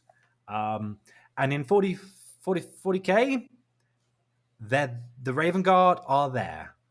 They sure are Raven Guard. They are in the Damocles Crusade. Shadow Sun beats him. Yeah. And then the White Scars get in to get it done properly because that's what the White Scars do. They are There is they are stealth, whatever version of stealth Space Marines are. Essentially, they've got that cool art where it's the them, the White Scars and the Raven Guard, like back to back fighting Yeah. Tau. Corsaro yeah. and Shrike. That's cool art. Yep. We sure sound excited about it, don't we? I mean, I don't know what else to say. It's cool art. That's about. Unfortunately, they don't really have much. They don't really have novels. They don't have anything that. Again, they probably out of all the Shattered Legions came off it like the worst in terms of from a lore perspective. But it's just hard because with again, like we mentioned, I think it's like really early on in this video. Someone said, "What would you give the Raven Guard?" Again, like basically depth, flaws, character, things to actually kind of rally around in a way. I think, like even some like the Ultramarines, their whole big thing is like they are just they do one thing kind of well, but there's nuance within that one thing. The Raven Guard just do the one thing. But the thing is as well, the Ultramarines are like the good boys. Where it's like they are literally the what's the term? Not cadets. They're the not like Soldier Boy, but like Scout. Boy. Yeah, they're Boy like Scouts. Scouts. The Boy Scouts of Warhammer. Soldier Boy is probably not what you were. No, it's what I was like in my head. It was like around. Not that. him. He's not. No. He's not a Boy Scout from what I've heard. They're the Boy Scouts of 40k, and that's fair enough. That's what they're about. But Raven Guard is just like, I'm a sneak in. They are the scout from TF2 going, hello, gentlemen. And then they disappear. The only other thing I've got to talk about is the Sisypheum, but that's all there is to say, really, about the Shattered Legions. Yeah, I think we should go for it, yeah. I'll be brief. So, main characters in the Sisypheum or the Orphans of War, Warband the Sisyphem, sorry. Not the Sisyphem. We've been over this. So you've got Ulrak Brantham. He was the captain of the 65th Clan Company. He was massively wounded during the Dropsite Massacre. He was saved, but then the survivors were like, oh, here's this venerated captain of the Iron Hands.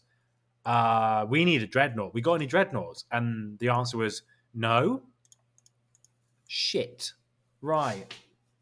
And they were like, all right, you know that like spooky looking door over there, what's in there? And they were like, oh, this is where we keep the the Heart of Iron. And the salamanders were like, oh, that's cool. What does that do? It's like they basically put this thing on Ulrak's body. It regrew his organs, but he was in agonizing pain as it happened, and it was very slow. And for the most part, he was just like there going, and then occasionally they'd be like, they threw him in a fridge. Pretty much. And they were like, Ulrak, can you get some advice? He's like, go left, then right, then up, down, up, down. Cool? Yeah. And that was kind of his existence for a while. And eventually they realized, oh, it is regrowing his organs, but it's killing him. So we should probably get him off this. Fortunately, they were attacked by the Iron Warriors and Emperor's Children, and Karashi Bombastus, which is a great name, was a dreadnought from the Iron Hands who got killed. And they were like, that'll do. We'll take his chassis, we'll put Ulrak in it. And the artwork for him is really harrowing because it's like his bare-chested, no leg torso embedded into it with the Heart of Iron. It's like, ugh. And it's like that RoboCop scene where they take it all apart and he's just like a torso like that. But they put him in that. So I don't know why in the Sons of Selenar he's there in full plate. It's like, Anyway, he's in charge of the warband. He's pretty cool. Spoilers, everyone other than Icona Sharakin from the Raven Guard die. Moving on, Cadmus Tyro, he's the second in command, the equerry to Ulrak. He led the warband when Ulrak was going for a long time. He also inherited his cool, mechanical bird, which is fun, called Garuda. Ignatius Newman was an Iron Hand who was made deaf by the Noise Marines. So that was bad. But then we mentioned about the first Noise Marine, Varius Virosian. They met again, and he went, and then he was like, I'm deaf, mate. I don't care. And he Volkite cannoned him to death, which is kind of fun. That my superpower is I'm deaf. Cool. Sabik Whalen, we mentioned, he's really cool. Don't need to say much more about that other than he's a badass. Iron Father Thematica, was technically the most superior rank of all the Sisyphean crew, but he took a more, supervisory role. He basically, the Sisyphean crew went to Luna during the Siege of Terror to get the Magna Mater, which is the material components of the Primarchs, to stop the traitors from getting that. During like their fight, he kind of went. He did that Carter thing, Colin, where he went just like, give him hell, Carter out. That's basically what Thematica did. He was like, I'm in the ship. Good luck, boys. Bang. It's crazy, like in the middle of the Horus Heresy, they just have like a pirate crew storyline, and their whole thing is like to go around and just sort of annoy the traitor Primarchs quite a lot. This is just straight up like a pirate crew in the middle of the Horus Although Heresy. it is interesting that like Corax gets special treatment, where the Emperor has like a special place, and like, you're my weird like ace in the hole. Like, if ever I need like something really weird, I'm gonna give it to you. And yeah, Atesh Tarsa is the only salamander of the warband. He attended to the wounds of the warband. He really got on with the Iron Hands because they were good at crafting. But he also has a really sad death where he's wounded during their procurement of the Magna Mater, and he sees Vulcan, and he has that like hallucination where Vulcan's like, I love you. He's like, I love you too, Dad. He's like, oh, Dad. And then he dies. He's like, oh, Atesh. And yeah, Nikona is the only one who survives. Everyone else dies. He is the Noble Six. Not really. He's the Master Chief of the gang because he survives everyone else dying. He procures the Magna Mater. He goes into stasis and is sealed away. And obviously, the Loyalists retrieve the Magna Mater because it's mentioned in later lore. But we don't know what happens to Nikona. So some people are like, maybe he'll come back because he's the only cool Raven Guard. Belisarius Cawl should have found him at least. Like Belisarius Cawl needed that to create the Primaris. So he's at least they've interacted. Yeah, but that obviously went to Belisarius first. So Belisarius had to find him originally. So it's like, maybe we'll find out in the Scouring. Someone could have just found the gene seed in a hole somewhere. I think I think I had a comment on a video I'm uploading soon where a question was, is Nikona Shuriken basically Alpha Primus, the whole gene father? Oh, Colin's diabeting. I'll take care of that shortly. There's like a whole Alpha Primus plot with Belisarius Cawl going on at the moment, and it says he looks like a Raven Guard, so yeah, maybe. I don't know. I mean, Alpha Primus still has that whole like, I've had a sheltered life, but I love my dad, even though I don't show it. Like, oh, good boy. But yeah, it's just a case of like, he's one of those loose ends where it's like, Raven Guard have one character in 40k, which is Shrike, who's the chapter master. And even then, there are technically other characters, but no one gives a shit other than Shrike. We could use some Raven Guard characters, and Nikona is like the obvious, like, he's right there, guys. He's right there. Put him in the Scouring. Go on. He's shot a Primarch. He had a natter with Alfarius. He's the last man standing of the Orphans of War. Can we not give him some more stuff to do, please? He's right there. He just went. He did the end of Halo 3 when he went, "Wake me when you need me." He literally did that. Can we please? He is quite divisive though, because a lot of people either say he's a bit too like he's a bit Mary Stew. He doesn't seem to lose. Yeah, but that's fine as long as that's his thing. I mean, as long as he does it with style, I don't mind that if he's fighting people like Lucius, I don't mind. If he dies at the hands of like, I don't know, Khan, fair enough. Like, oh, it doesn't matter.